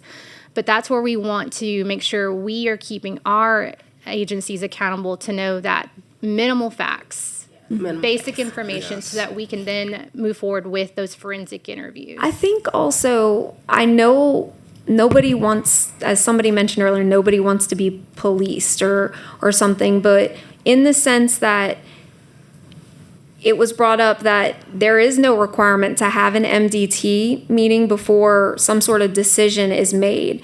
But I do think that there should be a standard set that you can't close a case of a child who, you know, there has been a report or allegation of sexual abuse when there was never an interview at the CAC, because we don't, at least then, we would know that some level of an accountability or a third, like it wasn't just law enforcement. There was some sort of, you know, touch, I guess, in the sense of it being at the CAC. And I know that would be so objected to, but we are seeing cases where, and this happens with adults too. There's never an investigation. They're closing stuff out without even talking to other parties or perpetrators. And I think that if a child also is, you know, being interviewed by a guy with a gun, and especially if they're on a hospital bed and they're, you know, right there and they can see the gun, who's going to say anything? Nobody. Like, exactly. Right. So I agree. to that point, I think you guys talked about some models that we could take a look at, right? That seemingly have maybe a little bit better structure in terms of how that could be done. Who talked about the rank? Yeah, so that was Thomas, and he was talking about what they're doing in Tennessee. You see, yes. I would like for us to take a look at that. And what I'm going to recommend, because it is 4:30, and I had said that I was going to try to have everybody out by 4:30, and we have not had an opportunity to listen to our public comments. I'm going to try to move us along because I do want to they have been here all day, and I want to make sure that we give them enough time to speak. But I would like to ask that you guys maybe circle back by November, and we can look at some really,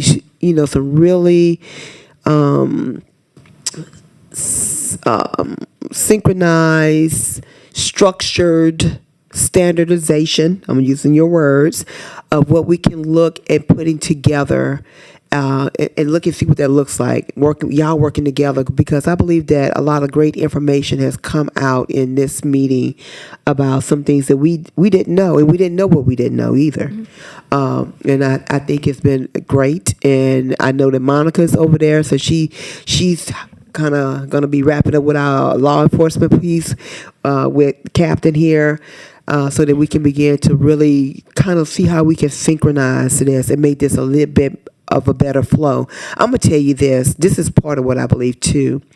The idea of how we have these conversations has changed a lot. Because there used to be a time where most of the stuff was just really dismissed, and you know that, Morgan, and you know it too, Monica. And depending on who you were talking to, it was not even acknowledged, right? It was really very dismissive. So we've come a long way in terms of how we discuss this, how we actually engage, how we listen. And I think this is another part of that evolving, or how we are evolving. So y'all please forgive my nasalness. I'm still kind of congested. But at the end of the day, I think that we are moving forward. What I do know is what has been in place was not working, so we're going to make sure that we change that. But I'm going to ask that y'all do work together, and by November, maybe y'all can come with some ideas, some suggestions, some recommendations of what we can look at for upcoming session. We can do that. Yes, ma'am. Okay. Now, I do want to give the gentleman,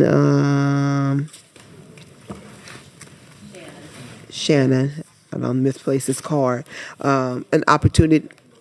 Okay. All right.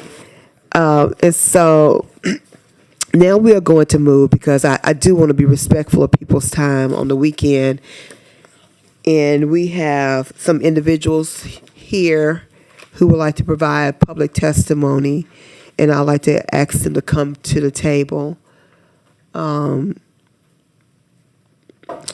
Richard Ducote, is he? I don't see him. Is he still here?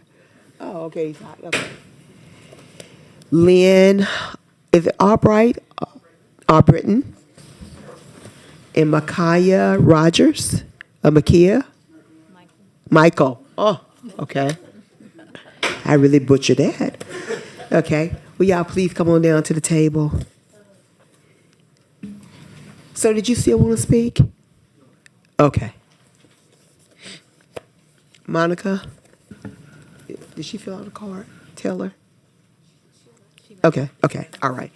Mr. Ducote, we're going to start with you first. And Senator, very good to see all of you again. I've been before this committee many times. Just briefly, been practicing law for 47 years. I'm in Covington.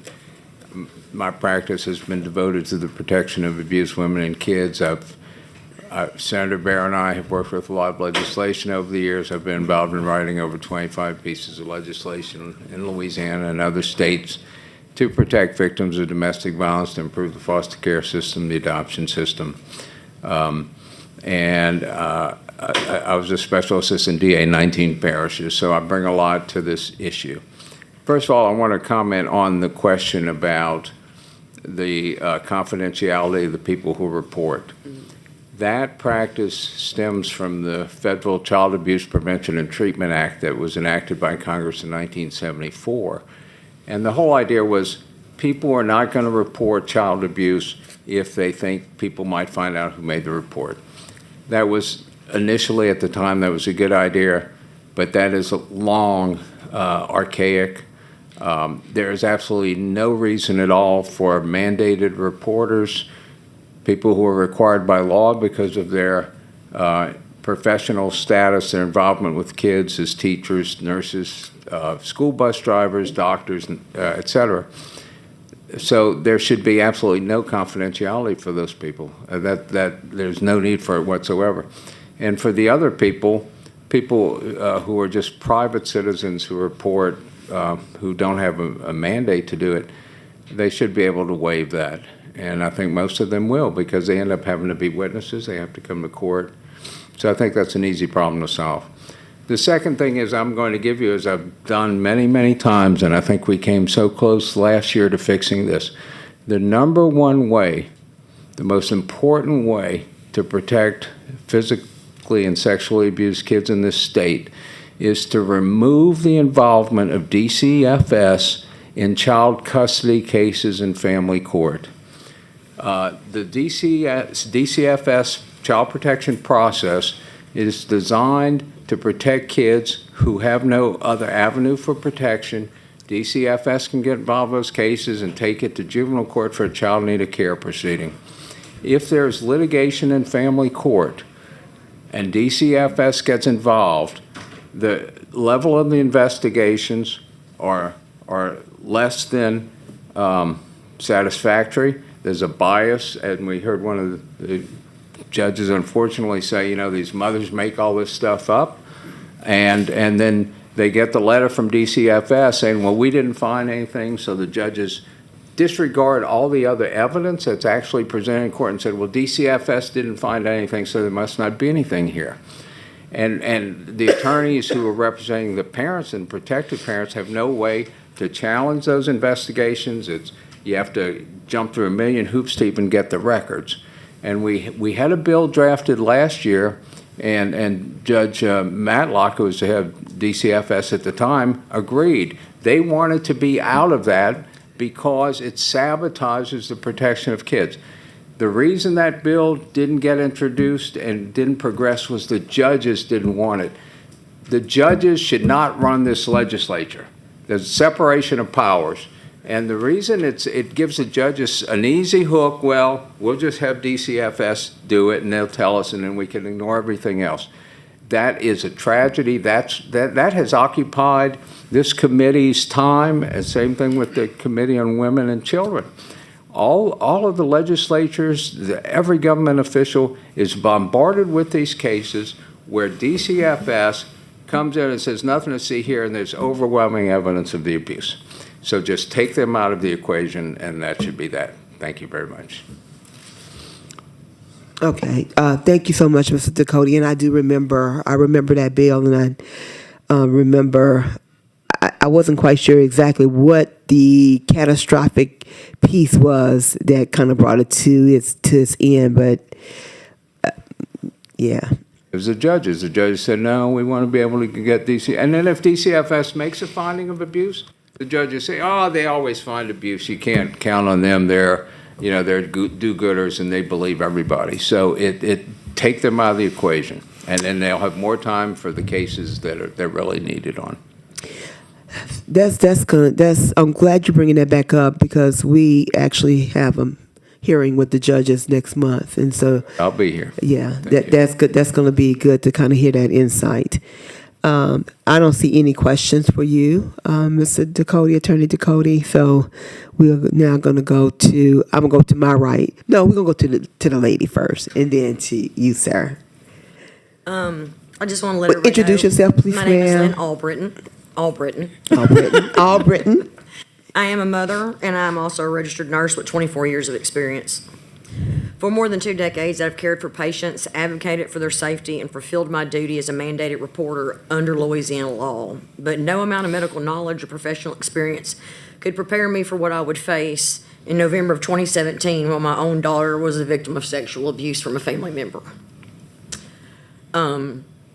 My case is one of the main reasons why a lot of people do not report sexual abuse from their children, from what they've had to deal with the system. And I can tell you all day long everything you want to know about being a nurse. I can tell you procedure-wise what you need to do, how you need to fix something, how you need to do a wound. When it comes to courts, law enforcement, CAC, DCFS, I have no idea.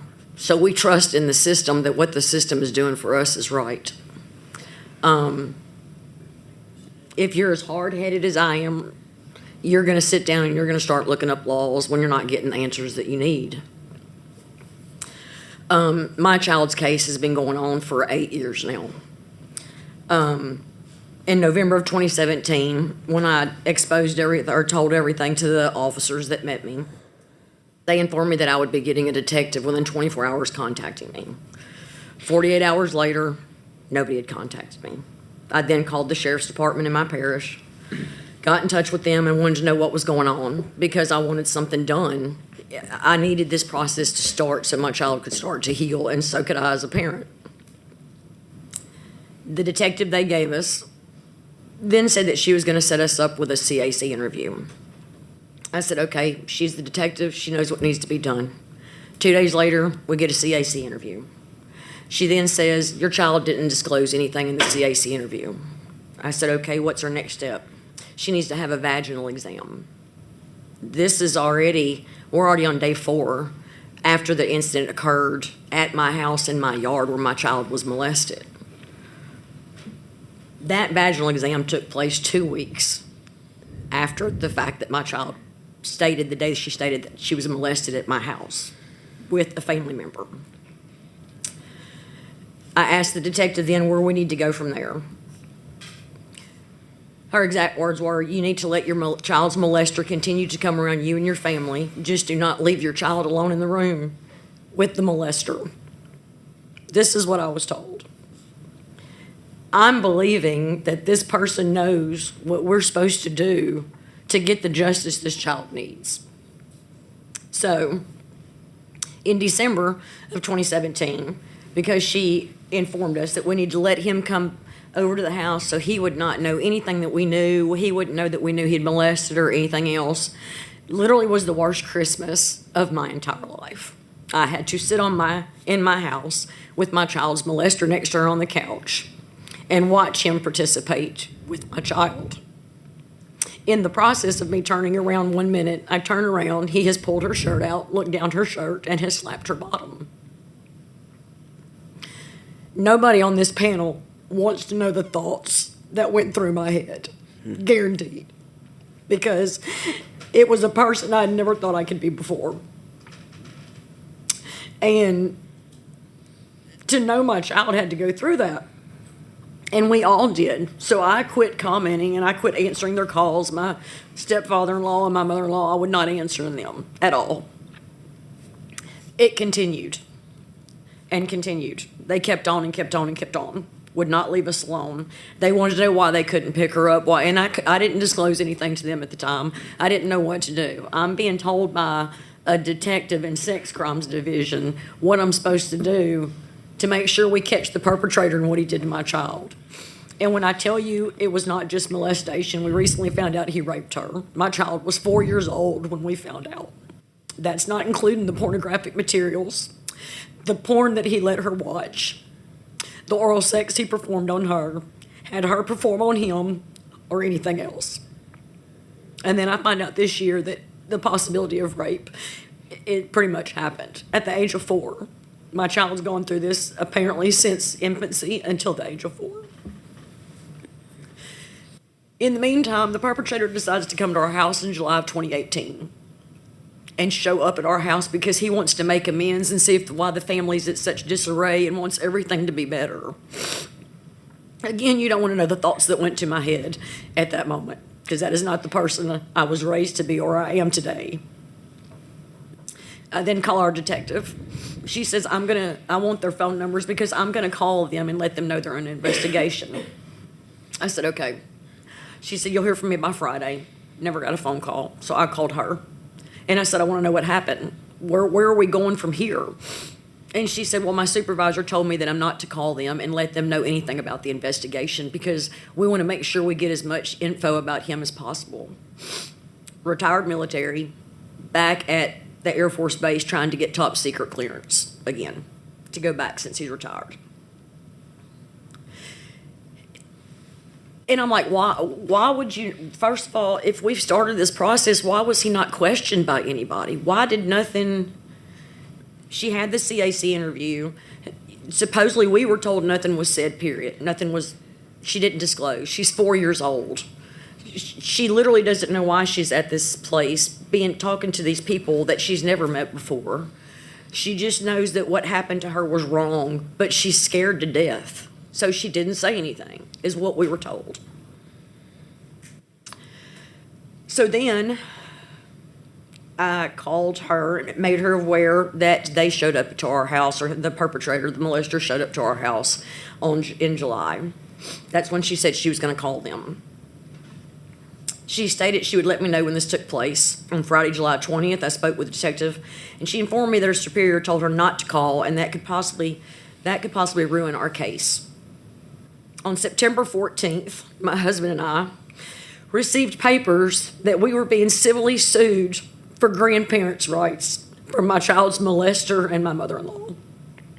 The courts allowed them to take us to court 3 times and sue us to get visitation to our child.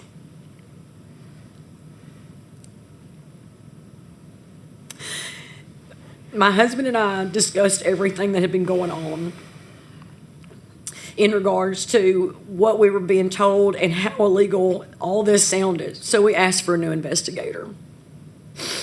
We were told by our therapist, which the CAC did give her a therapist for a month, so she was allowed therapy then. She also disclosed to that therapist during that time the molestation.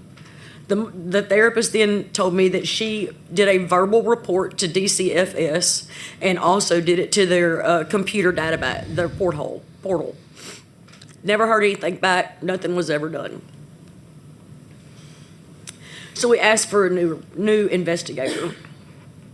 December 17th of 2018 at 9:11 a.m., I received a call from a detective. He was very short with me and insinuated immediately on the phone that my daughter had a yeast infection and kept talking about it. I finally asked him why he kept talking about my child having a yeast infection, and he stated, "That's what your police report said."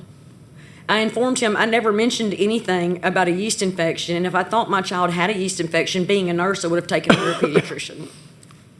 I also informed him that I never saw my police report and was never given a copy, to which he replied, "You mean to tell me you didn't get a copy with your temporary restraining order you filed?"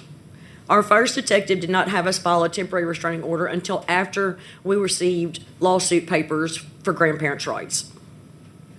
She never had us file anything to prevent him from coming around our daughter. And that's when I said, I have the actual receipt where I had to pay $7 to obtain my own police report. It was not attached to the TRO.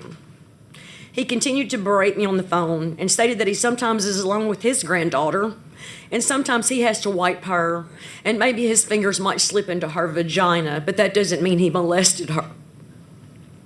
He also stated, "Do you realize how many calls I get a day of this?" He said, "Do you really? This mom doesn't want her child around the dad, so she says the dad molested her just to get even with the dad. People lie about this stuff all the time. What makes you any different?" This is how I'm spoken to after what happened to my child. I was crying on the phone and stated, because I'm not lying. I have no reason to lie about something like this. I'm fighting for justice for my child. He then said, "We need another CAC interview," and called me back had me go the next day for another CAC interview in December of 2018. My child was being interviewed for 45 minutes to an hour. The detective came out, said she told the therapist what happened, but couldn't remember if it happened at the nursing home, their house in Bossier Parish, or at our house, and that he didn't have enough information to pursue anything else from that point. He then began to tell us that we were wasting a lot of money on an attorney, and I informed him that we would do whatever it took to get justice for our child. He then asked us why we let the perpetrator around our daughter and let him come visit. He had been dating my mother-in-law for 12 years, and my husband knew him. My husband trusted him, and my husband said, "I always sometimes got the feeling that he was always just felt too good to be true." In which the detective replied, "Well, if it looks too good to be true, then it is." The man was condescending to myself and my husband that day.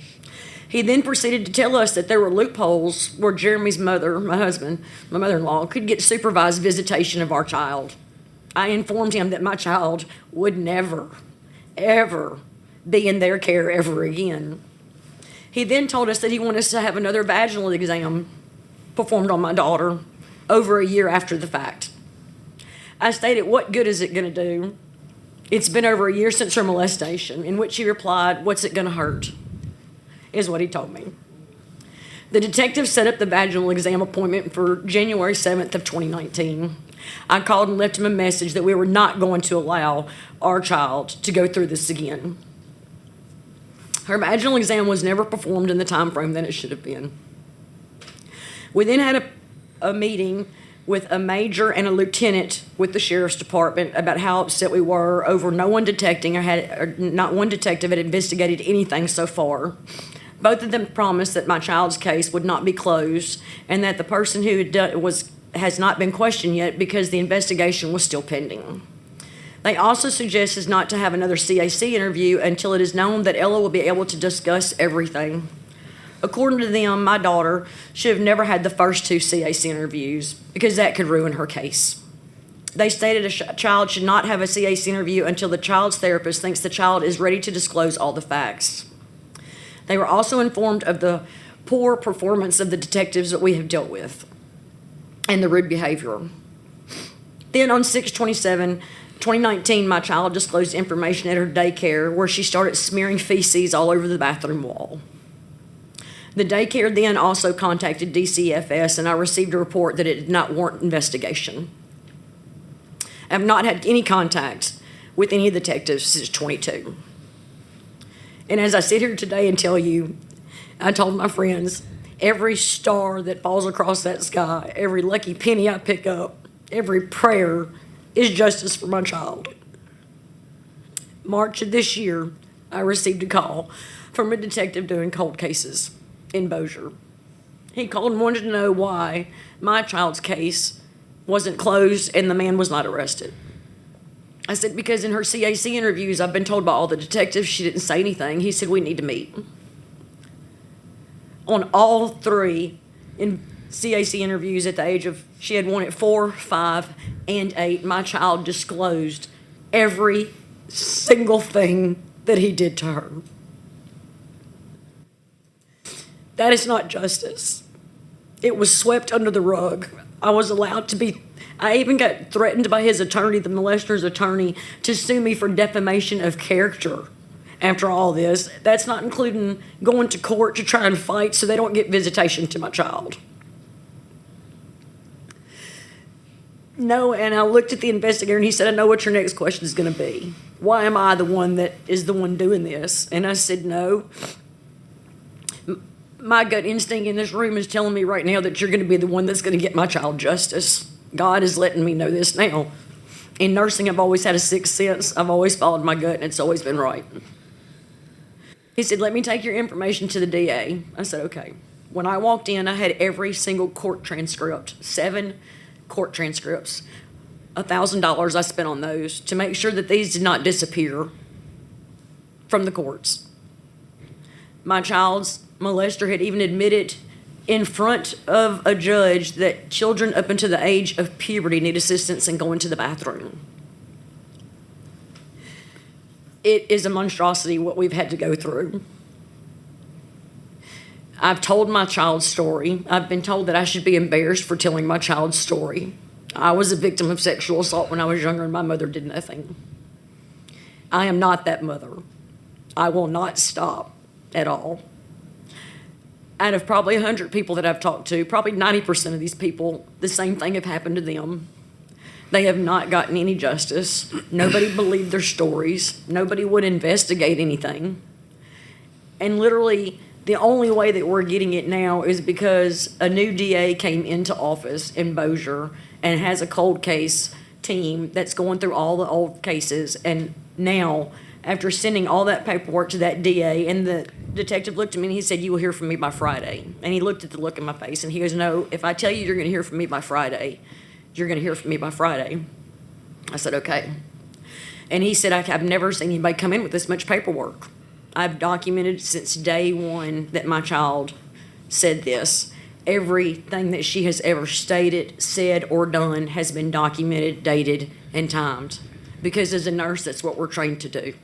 If you don't document it, it didn't happen. He called me that Friday afternoon. And he said, the DA says we've got to go, but he wants your timeline. Can you send it to me, type it to me over the computer? And I said, sir, I'm a henpecker. That means 10 words a minute, and it's going to take me probably a week to get this to you. So I hand wrote 25 pages front and back of everything I documented.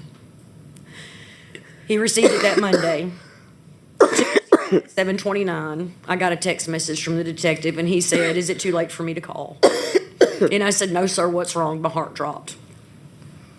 I went into my bathroom so my child could not hear me. I answered the phone, and the first thing the detective said was, "Good news doesn't need to wait." And I said, "What?" He said, "We've got to go ahead. He will be in custody by Friday." My point is this: how much do these children have to suffer to get the justice that they deserve? This man threatened my child and told her if she told her parents, he would kill us and she would never see us again.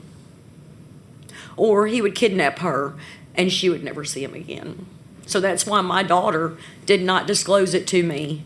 I had taught her since the age of 2, if anybody touches no parts, you need to let an adult know. The adult she went to was my mother-in-law, who in turn told her, "I don't care, leave me alone, I'm busy." The other adult was her great-grandmother, while he was molesting my child in the great-grandmother's nursing room bathroom. And she told my child she didn't believe her and she had dreamed it up. But people like me don't have the knowledge that's needed to make sure that it's done correctly and it's done properly and it's done fairly. I have talked to ex-FBI agents 5 years into my case that says, if you haven't gotten justice now, you're not going to. But I can tell you right now, he'll eventually get caught. How is that an excuse? How many more children have to go through it before he gets caught? My child's therapist even said he is a sexual predator. This man has a track record, she said, a mile long. He knows how to groom families. He knows how to groom the child. He has done this his entire life. Not once was he ever called in and questioned for anything. Nothing. My child still lives in fear. If I am in my front yard and she cannot see me, you will find her on her knees at the age of 12 almost, screaming at the top of her lungs, having a panic attack. We can't even go clothes shopping together because if she doesn't see me, she will have a panic attack in the middle of that store thinking that I'm dead. People need to know the steps that are supposed to be taken that is right and fair to get these children justice.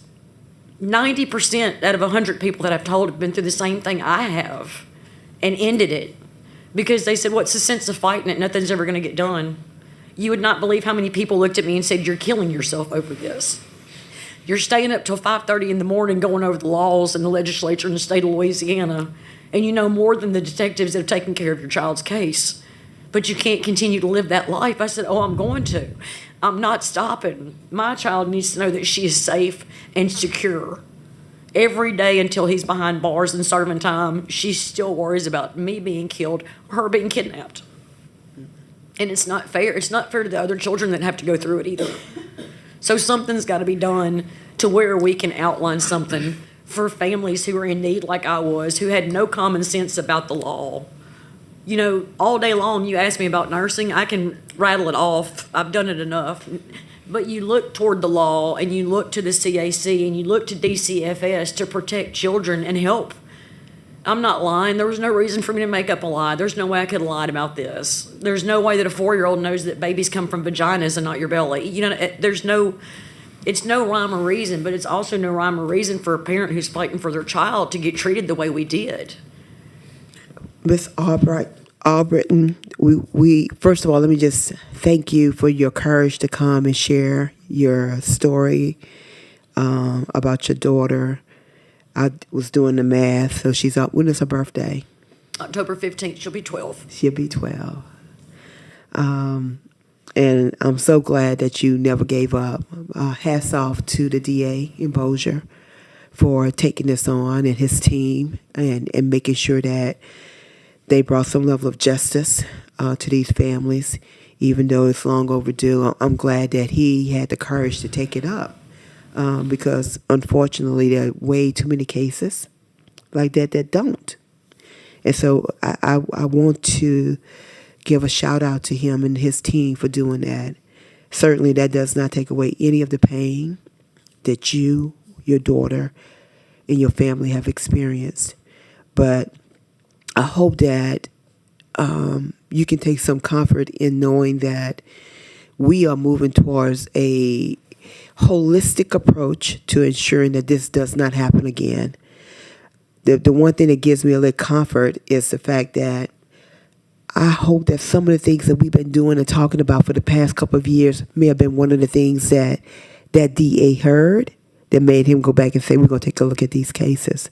I don't know that, but hopefully it's been something that we've been doing throughout the years, that we've been this consistent pushing that we've been doing to ensure that we are getting justice and making sure that we are creating safer places for our children in a way for things to be done. Now, what I'm going to ask Ms. Hadley, since she's here, even though this is not your area, what level of services can her daughter receive now? Because is she receiving any counseling, any help, assistance? Year 8, she's been in therapy, and so have I. Okay. Because I blamed myself Okay. for letting it happen. Okay. which So I you guys didn't. are in therapy? We've been in therapy 8 years now. Okay.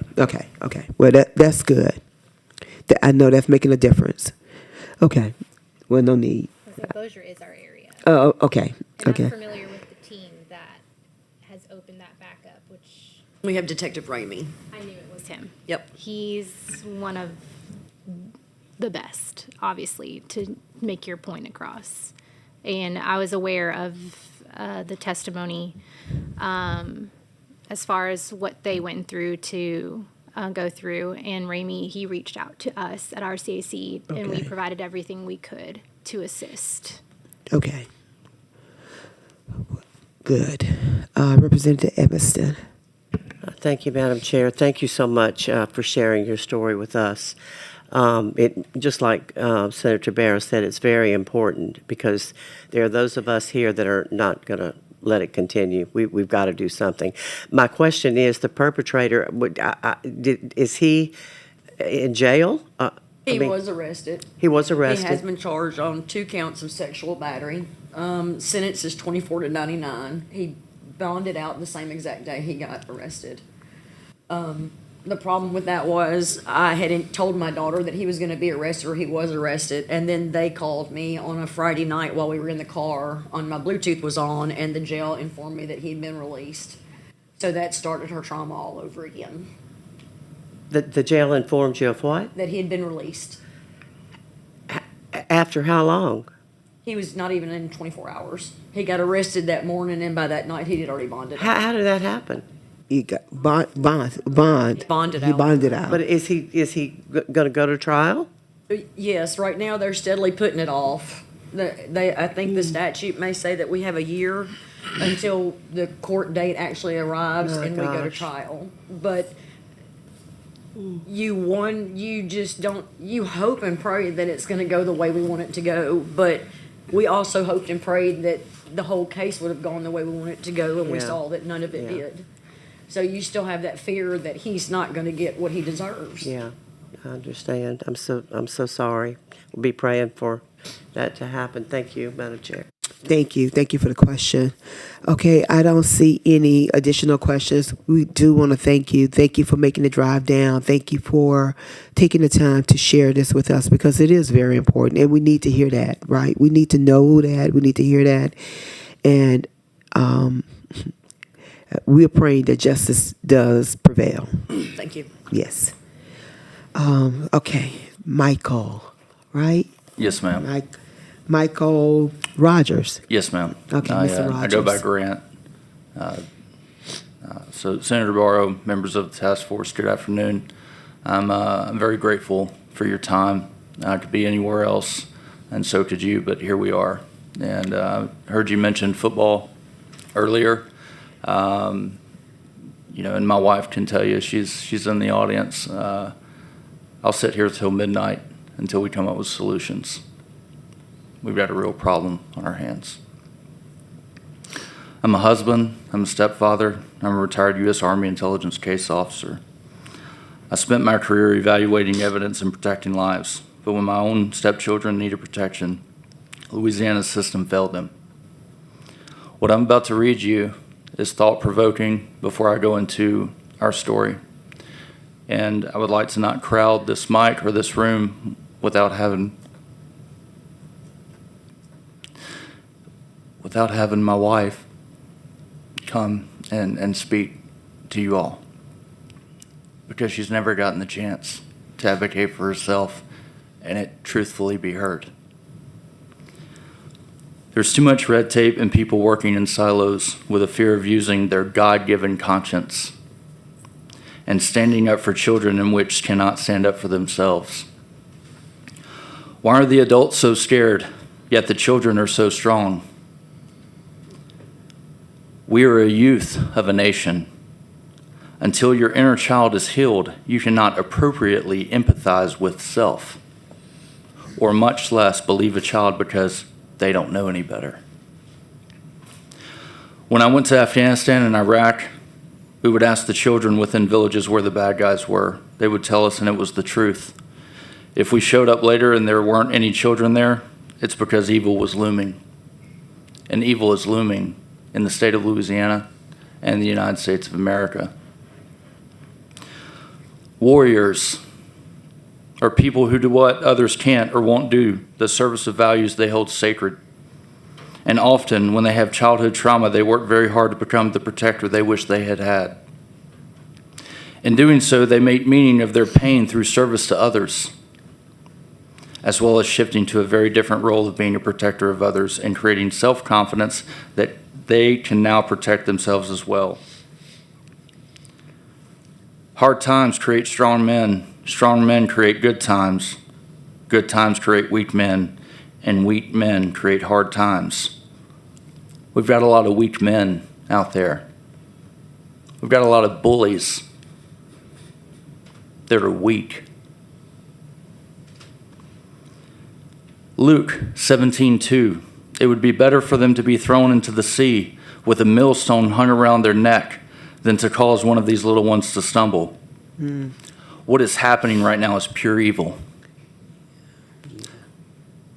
I've heard a lot of hogwash today by people who get up here and want to self-preserve and save face. Why don't they just come out and tell the truth of what's really going on?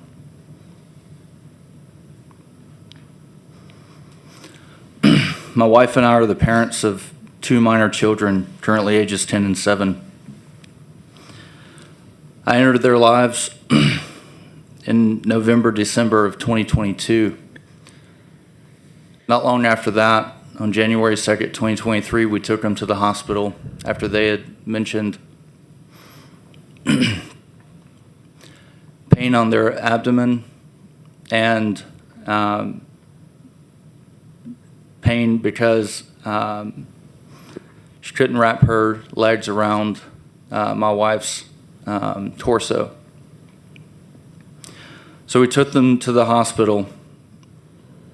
There was sexual abuse reported and assault. Following the disclosure, we immediately took them. The hospital staff told us their hands were tied and that they weren't going to conduct a SANE exam. That law enforcement in a different parish instructed them not to perform the exams. This denial prevented the collection of critical forensic evidence. And later, a SANE nurse involved had familial, we found out later that a SANE nurse involved had familial ties to the sheriff's department in the parish that was stating not to conduct the exam. So we have 2 parishes here. That raises serious conflicts of interest. The doctor at the time wanted to argue with my wife, who is also a nurse, who is also a mother, who is also a mandated reporter, that little girls get UTIs and that it's common. I told the nurse face to face that he will conduct the SANE exam. He said, "My hands are tied," and then he proceeded to growl at me. I asked him, "Are you growling at me right now?" It's ridiculous.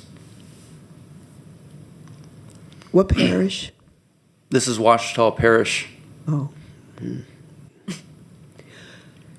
And then Lincoln Parish is where the familial ties are. And that's where the children had come from. Their father has a mother who's in Lincoln Parish Sheriff's Department. She's also threatened to arrest the children, and we have evidence of her putting hands on the daughter and the son.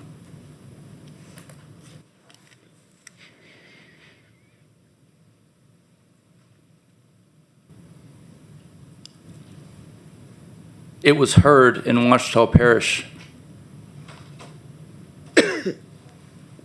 The TRO, there was a TRO that was granted. It was heard in Ouachita Parish. The TRO was not heard, however, it was already, the attorneys on the case filed ex parte communications and used the custody case to send it back to Lincoln Parish. Now, it's also important to note that the ex-husband is deemed a domestic abuser and still has custody of the children. My wife also still has custody of the children. She has medical, he has school. The son requires an IEP because he has autism. He continues to get hit in the face. The daughter is still TTing herself. And as I look around this room, I'm going to ask you, who's coming? I've had Louisiana State Police bully my wife, talk down to her in text message. That's a coward behind a badge, and it's weak, and it's unacceptable.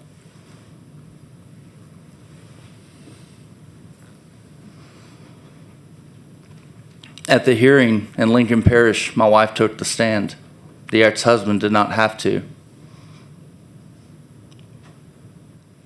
Oddly enough, there were two attorneys in there. One said she was there for backup. The other represented Cedar Creek during the Paul case where they took the Eiffel Tower and put it up the child's rectum. That's public record and an open source. Again, adults, self-preservation, because the children in which they're abusing are stronger than them, because we have weak men in society.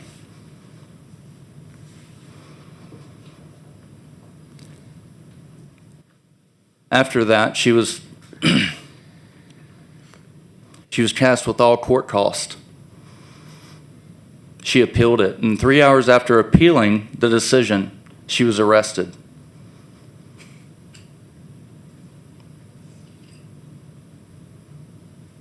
Two counts, cruelty to a juvenile. 2 counts, failure to report. That later, in the police report, we found out that the same nurse said that we did not come within 72 hours. We also have on recording a sheriff's deputy, who is the chaplain's assistant, who said, I don't know what else you want us to do tonight other than have something else stuck up your daughter's rear end. Someone said that to you? Yes, ma'am. Wholeheartedly said that. This is what we deal with in that parish. And I'll go a step further. Mine's the same parish. CAC interviews have been lost. We have DCFS on recording with a minor stating, I know why stuck his finger up my rear end. Or I know why you're here. It's because my daddy stuck his finger up my rear end. And the only reason he stopped is because he got a phone call. That was sent to Terry Ricks. Nothing. Who's doing anything? What are we doing here in this room today? Well, hopefully, sir, we are getting to the bottom. Yes, ma'am. of this I'll go a step situation. further.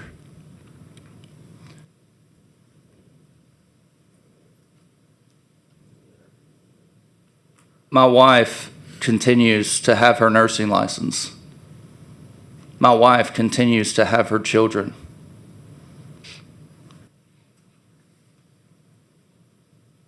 The cruelty to a juvenile got dropped. She still faces charges today for filing a false report. You can't file a false report when you're a mandated reporter. The children also have gotten interviewed twice during this incident. And then they recanted, saying that their mother coached them. Well, how does a minor get diagnosed with traumatic ecchymosis to the abdominal wall? And for those of you who don't know that medical terminology, that's internal bleeding. And the other gets diagnosed with a UTI. And then they take the antibiotics and over-prescribe.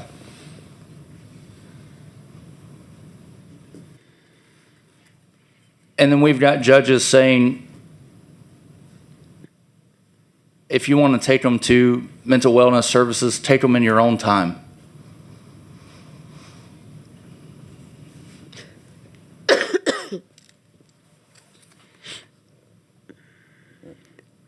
The children continue to face abuse. So again, I don't want to hear anything from DCFS, CAC, and what they do.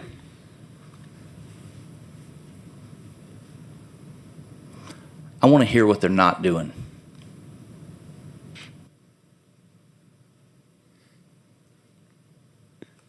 Multiple reports have been made to DCFS, including documented disclosures by the children, but nothing has been done. Today, our son, my bonus son, still shows visible bruises on his face. He has autism and has been diagnosed with child abuse, autism, ADHD, starting to form an eating disorder. Our daughter continues to suffer from trauma as well, including urinating on herself and experiencing severe emotional outbursts. We've had CAC interviews gone missing prior to me. My wife can speak to that. Despite overwhelming evidence, including over 70 photographs, medical records, documented court filings, and recordings of confessions from the ex-husband that we also have on recording for hitting his son, and DCF interviews, protective action has not been taken. The children remain in danger. My stepdaughter leaves notes and letters for her mother and I to find. Drawings. Prior pictures of penises and all kinds of just absurd, dark art. Now I'll go back to the state police, because I wholeheartedly believe that they can do something. I believe that, sir. But when I report a letter that our daughter has drawing that is addressed to her mother, and it says, "How I feel about Dad," and it's got graphics of a knife with blood dripping and a broken heart and rip on a gravestone. To me, that's homicidal, suicidal. Do we sit there after my wife's being arrested and fear, or do we report it? We report it because that's the right thing to do. So when we reported that, it got all the way back to the troop in Ouachita Parish. The same one that likes to bully my wife because they're cowards behind a badge. And remember, the children are stronger than they, because we have weak men in society. They proceed to send an SVU unit over to the ex-husband's house and interview the ex-husband and the child together. And then they call my wife and say, "We're not doing anything about your complaint." It's not a complaint. Like I said, we've got a real problem. We stand ready to provide all substantiating evidence, photographs, court records, recordings, and documentation upon request. I do have suggestions. I don't know everything, but I've been a witness to this. I'm a 5-time combat veteran. I've been to war and I've seen hell. And on this journey, at this time, This is my 6th deployment, and it's not over yet. And this is the hardest hell I've ever been through. And this is the toughest war that I've ever had to face. But I will tell you this, is that God's allowing this to happen to expose good versus evil. And so I'm going to implore each and every one of you today to figure out which side you want to be on. The good side or the evil side? And the time now is to act and not sit quietly and allow this to happen to our future, because they're all looking at us to lead by example and to teach them better than how we found it when we entered into this life. And we cannot do this without grace. We cannot do this without patience and kindness. And we cannot do this most importantly without love. And I would like to end on that note, ma'am.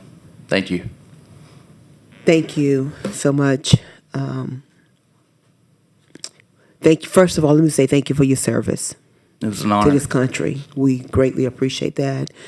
And for someone who's never served, I've always had such a great respect for those who offer themselves up and make that sacrifice, because freedom is not free. So that's number one. I hear you loud and clear. Seem like I've heard this once before, not the first time. And certainly my goal is definitely to address those issues and concerns, and to get to the bottom of this whole situation. You do have a question, though, from the captain, Captain Pato. Yes, first, I do have a question for you, Mr. Rogers, but first I'm going to go back to Ms. Albritton. Who is the local agency, if you don't mind sharing? The one that we started the investigation with, Washita Parish Sheriff's Department. Okay.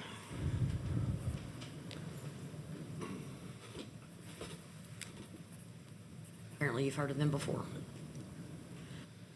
Yes, thank you, ma'am. And then, Mr. Rogers, who was it with LSP, or if you could tell me a little bit more about the bullying? Yes, sir. I'd like to defer to my wife on that. Okay, and if it's more appropriate to us to speak outside, we can do that. And if possible, just, this has been a lot. I'd like to, if she can come up and sit here and speak to that. Yes, she can. Do you? No, yeah. In terms of in terms of the private component, yes, y'all can speak outside of here. But if she just want to share her story, share her aspect of the story, she could definitely do that. But not going into the details. You can get those details off the mic. Okay. Yeah. And Ms. Albright, and I just want to say to you, your story, it's not that Washita. We've heard of them before, because actually that has not been one of the parishes that I actually have received calls on. But it sounds very similar to another one that I did receive a call on. That's why Not stopping here. So even Yes. though my child's getting justice, I'm going to get it for others. When I told her I was coming here today, that I would not be taking her to school. My kid lit up like a Christmas tree, and she wanted to say, could I testify too? And I said, baby, it's not for you. I'm testifying for you, for your. Do you mind sending back to the just? Okay. All right. All right. Thank you. I'm sorry, I don't have a card for you. So what's your name? Oh, I did fill out one. Okay. What's your name? It's Susan Brooke Rogers. I don't see it. You have it? Okay. Okay. All right, Miss Rogers, I'm sorry I didn't have it before me. I'm sorry, what? So I think your husband just wanted you to share just some of the things that you've been through. Yes, ma'am. There was a question, sir, about the abuse or the bullying from the state police. That was the question. It was not only state police, it was just, I had numerous derogatory remarks and questions directed towards me, such as like, you know, she mentioned, and I heard someone mention earlier, you know, what do you want out of this? Like, we have women reporting all the time that dads are sexually abusing their kids and they're doing it maliciously. And so what's your real issue with your ex-husband? Is it because he left you, like, saying that I'm doing this maliciously? And I was like, you know, and I've told them, I'm like, this is not fun. I would never do, who would do this for fun? I'm also a survivor of child sexual abuse, and I've been through extensive therapy, and you know, he's like, you know, most children, law enforcement would say, you know, most children don't disclose sexual abuse. So why should we believe that your kid, you know, your kids are telling you that this is happening? And I'm just like, well, you know, when you know better, you do better. And as a parent, I've gone through numerous parenting classes, also through the CAC. They offer, or CASA offers, you know, classes on good touch, bad touch. It's very important that parents, you know, educate their children on what a good touch and a bad touch is. And, you know, I said, because of what happened to me as a child, you know, I wanted to be proactive and preventative. I wanted my children to be able to talk to me and tell me if someone were hurting them. And I said, you know, they're coming to me because there's an open dialogue between children, you know, between me and my children. And I said, and I think more children would disclose if parents would talk more about it with them and educate their children that they can come. People will try to bully them, threaten them to not say things or not to disclose abuse to any parent. That is their way to do it. It was done to me. It was done to my oldest child, and which she did receive justice, and I'm very thankful for the system, that for the judicial system. They worked very hard on that with the state prosecutors. They worked very hard on that. But in this case, I have not recognized the way their abuse has been handled, because it was very different in my case as a child, and as well as my oldest daughter, who, you know, her abuser did wind up in Angola. He is serving 2 life sentences, because when she came forward as a 6-year-old, more victims came out because of her disclosure, and it's very important to educate. But back to you.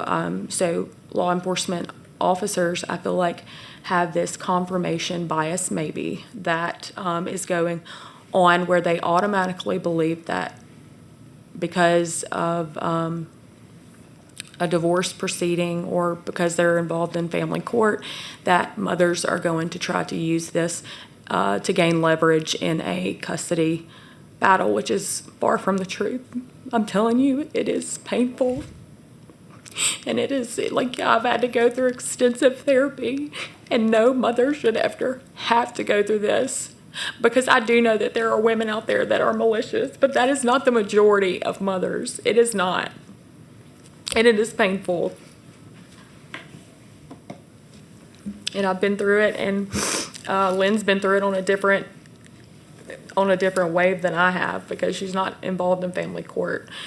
But just being, you know, as a nurse, and also as a nurse, you know, just knowing the signs of abuse and the law enforcement not listening to you. It's like, I'm a mandated reporter and I'm supposed to report, and then you don't listen to anything that I have to say that I have knowledge of because of my schooling, you know, and my training in nursing. And I just feel like, you know, we're attacked. Women are attacked as a whole. And I don't understand that. No, not all women are great mothers. Not all men are bad dads. But there are bad people. There are bad on both sides. There are. But we have to be able to find out who the bad person is. And children love both their parents, regardless if they're abusers. That's true. We unconditionally love our parents like our parents unconditionally love us. And so nobody wins in that situation. The mother doesn't win, the father doesn't win, the children don't win. And I think more often than not, mothers really do want the best, do have the best interest, and as well as fathers. But and this is less than maybe 2 to 3% of custody cases are contested, are because of abuse. I mean, that's not a huge percent of cases. And so it is, from what I've been through, it is very hard to hear those things and just knowing the truth, what I feel in my heart, like what I know in my heart to be true, like. And I think that it's important that law enforcement officers maybe be a little bit more open-minded about abuse that women do endure and children. Ask them to be a little bit more patient and understanding, because it does prohibit children and women from coming forward about abuse. And I hope that they will receive more training in that area, in that realm, and not automatically think that we're just out to get fathers, that we're out to, just gain, because it's not, honestly, I'm sure there's many mothers in here with children. It's not easy raising children alone. It's not easy raising children without support. And I just would love to know the benefit, like what the benefit would be of mothers just maliciously attacking fathers. Well, thank you so much, Mrs. Rogers, for your courage to come to the table. Thank you for sharing your story, and certainly we are all here. We are limited in terms of what can be publicly disclosed, since this is still a pending open case. But we do have a captain who has a heart for this issue, who I feel very confident that you guys will be able to talk off record to begin to get this ball moving down the road, or get it moving in the direction we need it to be moving in. Senator Barrow, if I may. Yes, sir. I do have a question for the task force. Normally we ask the questions, but I'm gonna allow you to ask a question today, sir. Well, thank you. So the question I have is, why am I sitting next to two mandated reporters? One of them being my wife, one of them being my wife's friend. My wife hasn't lost her nursing license. She hasn't lost her children. Lincoln Parish, when she filed a motion to quash, Lincoln Parish said that they do not have jurisdiction, and they dropped the felonies, but kept the misdemeanors, in which are filing a false report. Yet the same nurse who is related to persons in the Lincoln Parish Sheriff's Office let them know that we were not there within 72 hours, and Lincoln Parish called us and said, I don't know what else you want us to do other than have something else stuck up your daughter's rear end. And in the police report,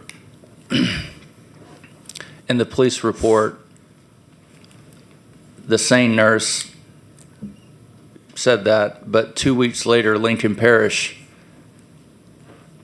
had our daughter have the same exam anyway. So I ask you, who caused the abuse?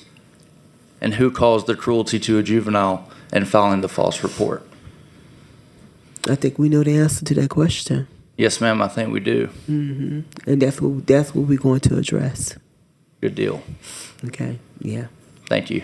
You're welcome.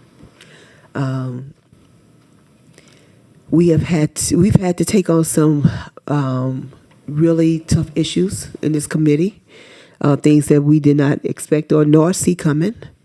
Because when we started off with one intent.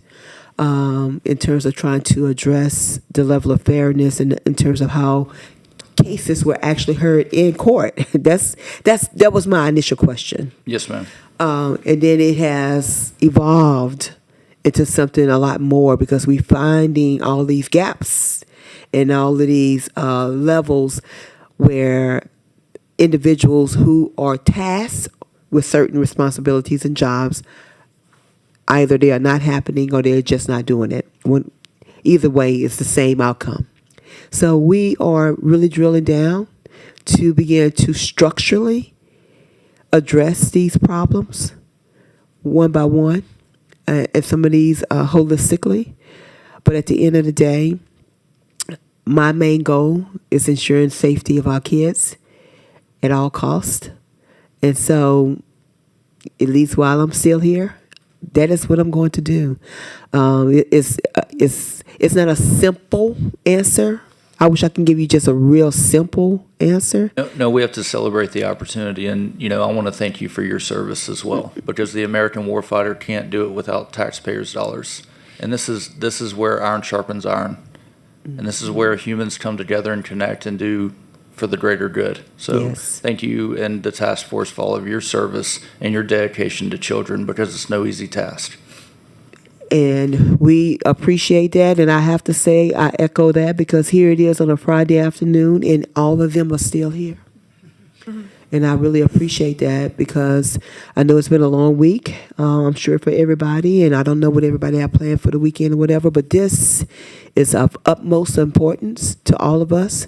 And that's why we're here and that's why they have all remained. And so it is not an easy job. I wish it was a quick fix. I wish it was because I'm very task oriented. So, you give me an assignment, you tell me what the end goal is, and I want to get it accomplished.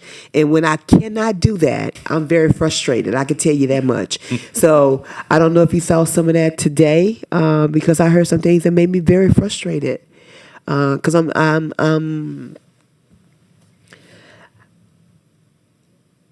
don't like BS responses. I was trying to come up with a better response, and I don't. So, and if this has required a lot of work, but guess what? It is worth it. Our children are worth it. They deserve the best. Children come here not on their own accord, right? They didn't ask to come here, but they get here. They can't choose their parents. They can't choose their environment. They can't choose any of those things. They are placed into these situations. And so it is our job and our responsibility to make sure that we give them the best path forward. And when we recognize that that is not happening, then we have to correct it. And that is what we are going to do. That is what we're going to do. I believe that. So we thank you for being here. We thank you for staying here all day. And offering your story. And I want to make sure that you have an opportunity to talk with the captain because they're seeing like that's going to be the first step, but that's going to be multiple steps because there's multiple things that have to be addressed. And we cannot do that openly, but it has to. We have to make sure that your children, other children, are safe. For someone to make that kind of comment to you. I can read your mind right now. Yeah, absolutely. It's either that or we do nothing and we go ahead Well, and we're write an not gonna do apology nothing. letter for their future self to read. No, we're not doing nothing. We're going to do something. Yes, ma'am. I know. Thank you. Okay. I don't see no questions or comments from anybody. I know it's been a long day. I want to thank all of you for just your commitment. Y'all have been so faithful. I just really love it. I really appreciate it. And our next meeting is October 15th, which is a Wednesday, if I'm correct. Am I correct? Yep. It's a Wednesday, and we are going to be hearing from the judges. That's what's on the schedule for that day. Just them, correct? Just them, right? Is it just the judges? Just the judges, right? Yeah. Okay, so that's what we have scheduled, and we will send you guys out the itinerary because I think we're still kind of working on what that's going to look like. But there's been a lot that's come up about the judicial system, process, procedures, which hopefully we will get the answers and clarity to that at that meeting. Senator Morrow, can I make two suggestions just based off of my experience? Just, maybe some changes with ensuring when children disclose abuse and they have to go to a CAC interview, that they do not have to do that while they're in the care of their alleged abuser.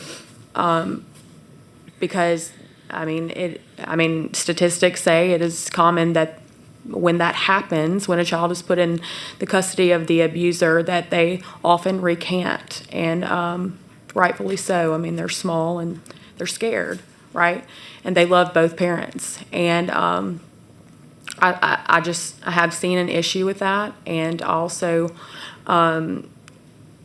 the other suggestion I wanted to make today is that it was about the disabilities, children with disabilities, and how they're questioned in settings, and just knowing that they do not always appropriately communicate abuse. They do not know how to get that across or out due to obvious, neurodivergence is what my son faces. He's ADHD combined type, and he is also autistic, very smart.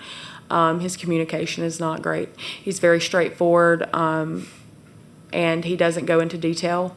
And if he thinks, he does want to know if he's going to be safe. Like, that is a big thing. And so just ensuring that they have appropriate accommodations while going through those interviews, I think would help out a lot of children. It's very necessary, I believe.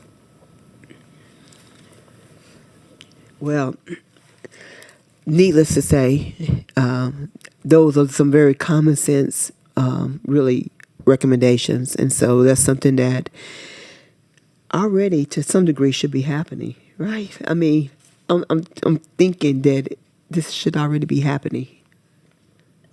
With the clarification of what you mentioned about being in custody, was that in regards to him the alleged offender bringing the child to the CAC, or just that he's still in his care at the time? So in this particular scenario, my son and my daughter, they alleged abuse. We went to the hospital. He was talking about the January 2nd event.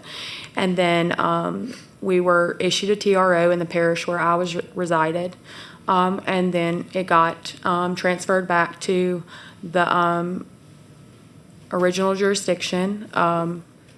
There was no litigation going on at that time. But anyway, but they had already been interviewed by the CAC. And then when the TRO was dismissed with prejudice, and the judge ordered me to send my children back into the care of their alleged abuser,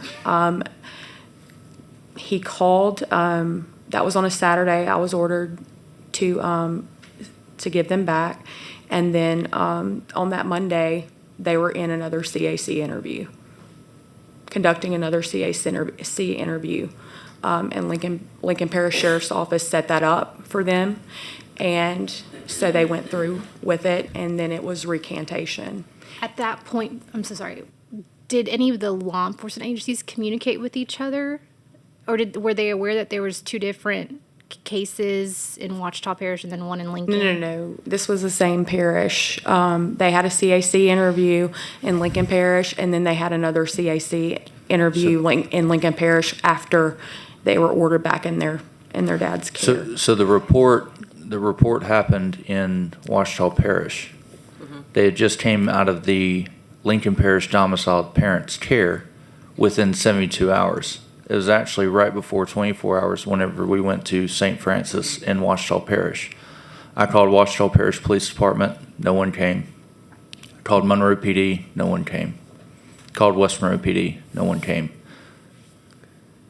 The Lincoln Parish Sheriff's officers are related to the SANE nurse who did not conduct the SANE exam. However, they conducted the SANE exam 2 weeks later.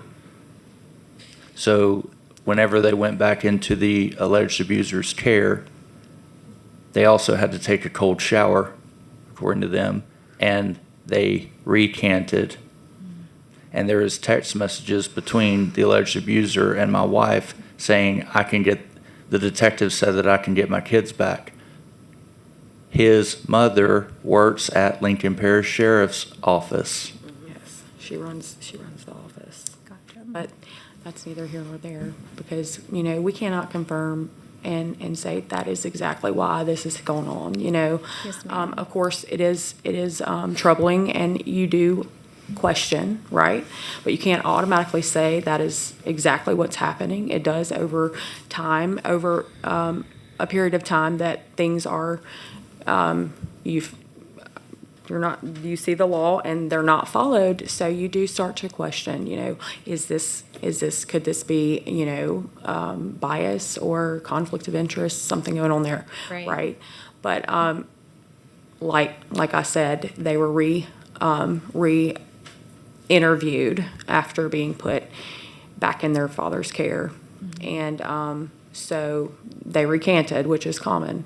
And that's why I made that suggestion. No, I understand, and I think that's a valid suggestion. I know a lot of the time, whenever we have these complex situations with the history, we try to do our due diligence to make sure that we have a neutral party there for the children. And that's why I would want to understand more on law enforcement and CAC side. You know, where was the communication to provide that space? And so that's something we can definitely look into as well, to question and just understand. Yes, ma'am. And the autism paperwork was turned in on a recent investigation, and no ad litem was provided. No what? I'm sorry? No advocate. That's against the law. Yeah. And that's something to look into as well, which we want to do for you guys. And I know with our forensic interviewers, we are trained. I know that was mentioned earlier. And we try to find out as much as we can about the diagnoses and how they communicate even the most basic needs. But that's also something to look into for accountability purposes as well. Yes, ma'am. And this has got to be the last thing I say, because I can keep going. You know, something else that I heard that was common today was everything dovetailed in and around law enforcement. It came back to law enforcement, right? The advocate, who's an attorney with, was it START, right? Is it START? Stars. Sorry, it's been a long day and a long journey for all of us. But STARS, you know, it was almost like a negotiation, and that's maybe what she works in all the time, is in the in-between, battling this, right? And so when it comes back to law enforcement, that's where this starts and ends, is law enforcement not doing their job. And I think that's why the state police wants to talk to us after this, right? Because there's accountability that needs to be held, and with law enforcement. If you see something, say something. So. And then I'm sorry, again, this is the last issue I wanted to bring up, because it was mentioned earlier. I think it was it was about the communication between DCFS and law enforcement, because at the time my child was interviewed at her school by DCFS. When they came, DCFS, which of course I did not have any knowledge of them going to the school and interviewing her, but she did call me. The DCFS worker called me and said she wanted to meet with me, and I did meet with her, and I recorded her, because in the past they have lied and, you know, stated things happened that didn't, and I had evidence of that, you know, like a home visit that they said didn't happen. My parents happened to have cameras. You know, we could prove those things. So for my safety and, you know, in compliance with the law here, you know, you can voice record as long as one party knows they're being recorded, right?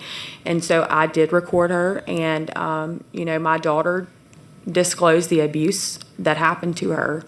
And even on that recording, I thought was troublesome because the teacher told the DCFS worker, she reported that to me this morning, but it was not reported by her teacher. And then, of course, DCFS shows up, and then she does tell them what happened, and I'm just like, that is so clear, like a child saying, this daddy did this to me, and I asked him to stop, and he wouldn't stop, and the only reason he stopped is because he got a phone call. That's clear. And I don't know if law enforcement ever received that information from DCFS. DCFS did not follow up with me, so I don't know what happened, if it was ever closed or what went on. So I think that communication is very important. Thank you, Ms. Hadley. Thank you. So, it looks like there's two parts here, because are y'all? We'll talk offline, but it seems like there's two parts here. Okay. All right, guys. So this is it. It is 5:53. We're going way beyond the time I had said initially. I try to stay within that time parameter, but I do appreciate everybody today sticking with us, staying with us. And the next meeting is scheduled for October 15th, as I stated before, and it will be with the judicial branch of government. And hopefully we get further clarity in terms of how procedurally things are done. And we will send you that agenda in advance. Therefore, if you have any questions or see something that you would like to have added, we can make sure that it's added so we can have everything that we need for that day to be present to answer the questions that we may have. All right. At this time, I would entertain a motion to adjourn.